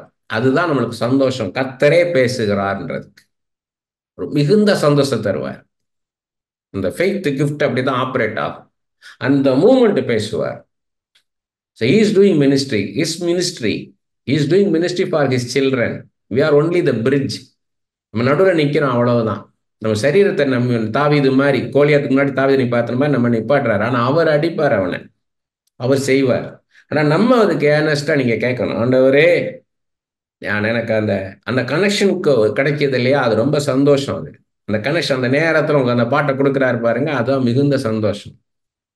ஏன்னா மேன் மேடா இல்லாமல் காட் மேடா. அதெல்லாம் ஸ்பர்ஜன், சார்ல்ஸ் ஸ்பர்ஜன், அதுக்கப்புறம் மார்ட்டின் லாய்ட் ஜோன்ஸ், இவங்கெல்லாம் சொல்லுவாங்க பார்த்தீங்கன்னா, பிரசங்கத்தை ஓவரா ப்ரிப்பேர் பண்ணாதீங்கன்னுவாங்க. ஏன் ஓவரா ப்ரிப்பேர் பண்ணால் அது மேன் மேட் ஆயிரும். ஒரு அளவுக்கு ப்ரிப்பேர் பண்ணிட்டு அங்கே போவங்க, அங்கே இருந்து ஆண்டவர் ஃப்ளோ ஆவார். அப்பத்தான் அது அந்த ஒரு ரெவலேஷன், ஆண்டவர் கொடுக்குற ரெவலேஷன், ஆண்டவரே பேசுவார். நம்மளே ஓவரா ப்ரிப்பேர் ஆகிட்டு போயிட்டோம்னா வெறும் மேன் மேட் ஆயிரும், காட் மேட் இருக்காது, காடுடைய பார்ட்டிசிபேஷன் இல்லாமல் ஆயிரும். So he needs his participation. அதுக்கு தான் உங்களை அப்படி கொண்டு போறார்.